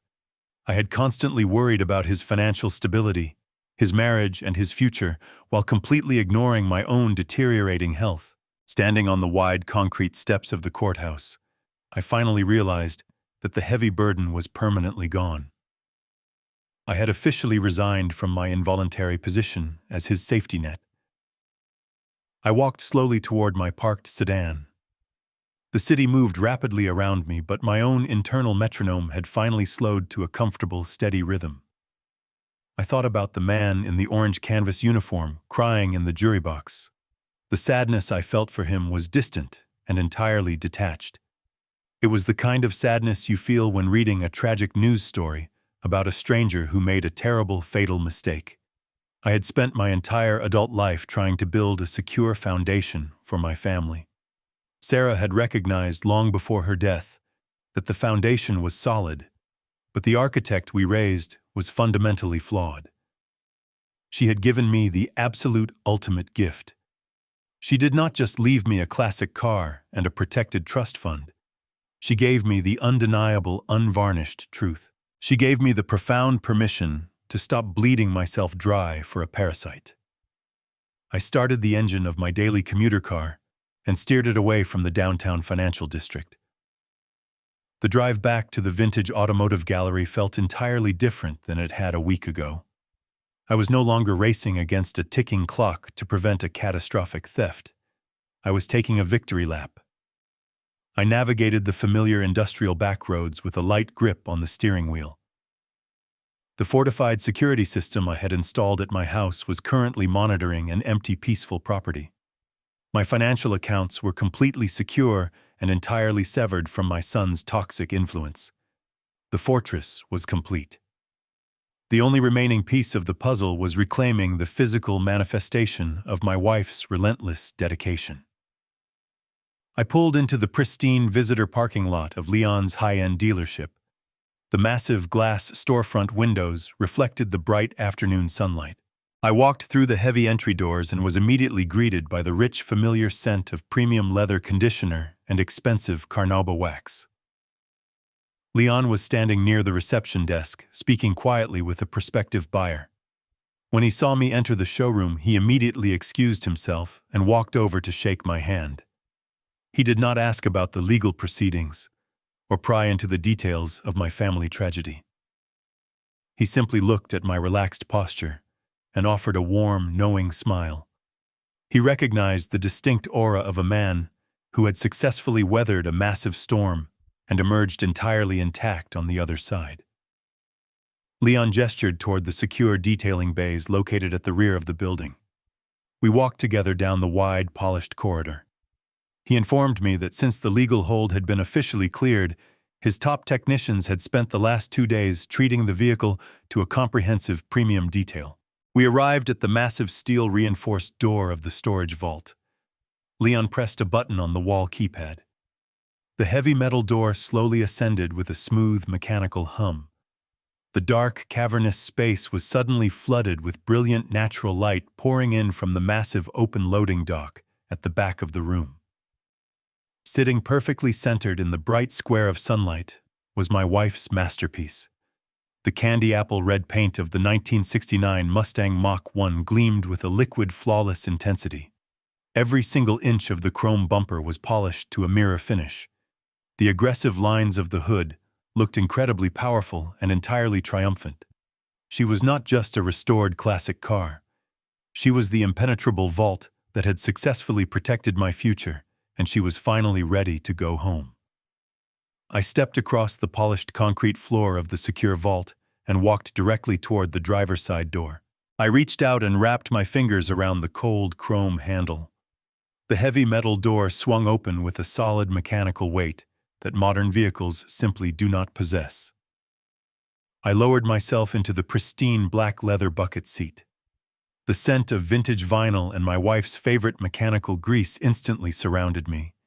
It did not smell like a tragic memory or a lingering ghost. It smelled exactly like absolute victory. I gripped the thick wooden steering wheel. My hands were perfectly steady.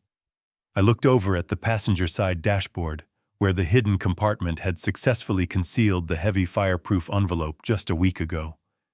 Sarah had built a flawless trap, and I had executed the detonation sequence without a single moment of weakness. I reached into my pocket and pulled out the original set of heavy silver keys. I slid the primary key into the ignition cylinder. I took one final deep breath. I turned my wrist and engaged the starter. The massive 8-cylinder engine roared to life with a violent, beautiful explosion of sound. The deep mechanical thunder echoed loudly against the concrete walls of the storage vault, completely shattering the quiet atmosphere of the dealership. It was the exact sound of a caged beast finally breaking completely free from its chains. The heavy vibration traveled up the steering column and resonated deep within my chest. For the first time in nearly a decade, I felt entirely powerful. I was no longer the quiet, invisible old man sitting in a suburban kitchen, waiting to be discarded by his own flesh and blood. I shifted the heavy manual transmission into gear. I steered the classic candy apple red muscle car out of the industrial warehouse and pulled directly onto the sunlit avenue. I rolled the windows down, letting the warm afternoon wind rush through the cabin. I bypassed the crowded city center and navigated toward the massive interstate highway heading out toward the open coastline. As I pressed my foot against the accelerator, the heavy machine surged forward with terrifying, effortless speed. I watched the towering glass skyscrapers of the financial district shrink away in my rearview mirror. Inside one of those towering buildings, my corporate legal team was actively incinerating whatever remained of my son's fraudulent financial empire. inside a cold concrete cell on the other side of the county, my only child was wearing a standard-issue canvas uniform, shivering and waiting to face a federal judge. I did not look back. The open highway stretched out endlessly in front of me under a clear blue sky. Driving this magnificent machine, I finally understood the absolute necessity of the silent adjustment. Society constantly tells parents that they must endure any level of disrespect for the sake of maintaining a family. We are conditioned to forgive every theft, every insult, and every profound betrayal, because blood is supposed to be unconditionally sacred. But my wife knew the absolute truth, and now I know it too. When blood turns into a relentless parasite, you must completely sever the connection to survive. Matthew and his entitled wife believed they could strip my home bare and use my profound grief to fund a lavish international vacation. They thought their sheer arrogance was an impenetrable shield. Instead, their limitless greed became the exact weapon I used to completely destroy their freedom. They will spend the next several years locked inside federal penitentiaries, entirely stripped of their stolen wealth and their unearned social status. They will have absolutely nothing but the cold, terrifying reality of their choices to keep them company. Meanwhile, I am driving the exact priceless car they tried to steal, living inside a perfectly fortified home, completely protected by ironclad legal boundaries. I took back my entire life not by screaming or throwing a useless emotional tantrum, but by quietly using the law to crush them into absolute dust. My dignity is permanently restored, and my peace is finally absolute. I am Daniel, and this is my story of survival.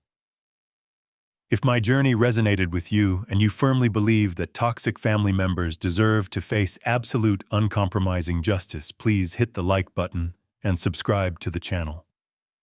Share this video with anyone who desperately needs the courage to stand up to an ungrateful child. Thank you so much for listening, and please always remember that your personal peace is a fortress worth protecting at absolutely any cost. The most difficult lesson I learned from this entire ordeal is that unconditional love should never mean unconditional access to your life, your resources, or your peace of mind. Society often pressures us to endlessly forgive our family members, conditioning us to believe that blood ties demand infinite sacrifice. But when a child views your love as a weakness to be exploited, continuing to provide for them is not parenting. It is enabling your own destruction.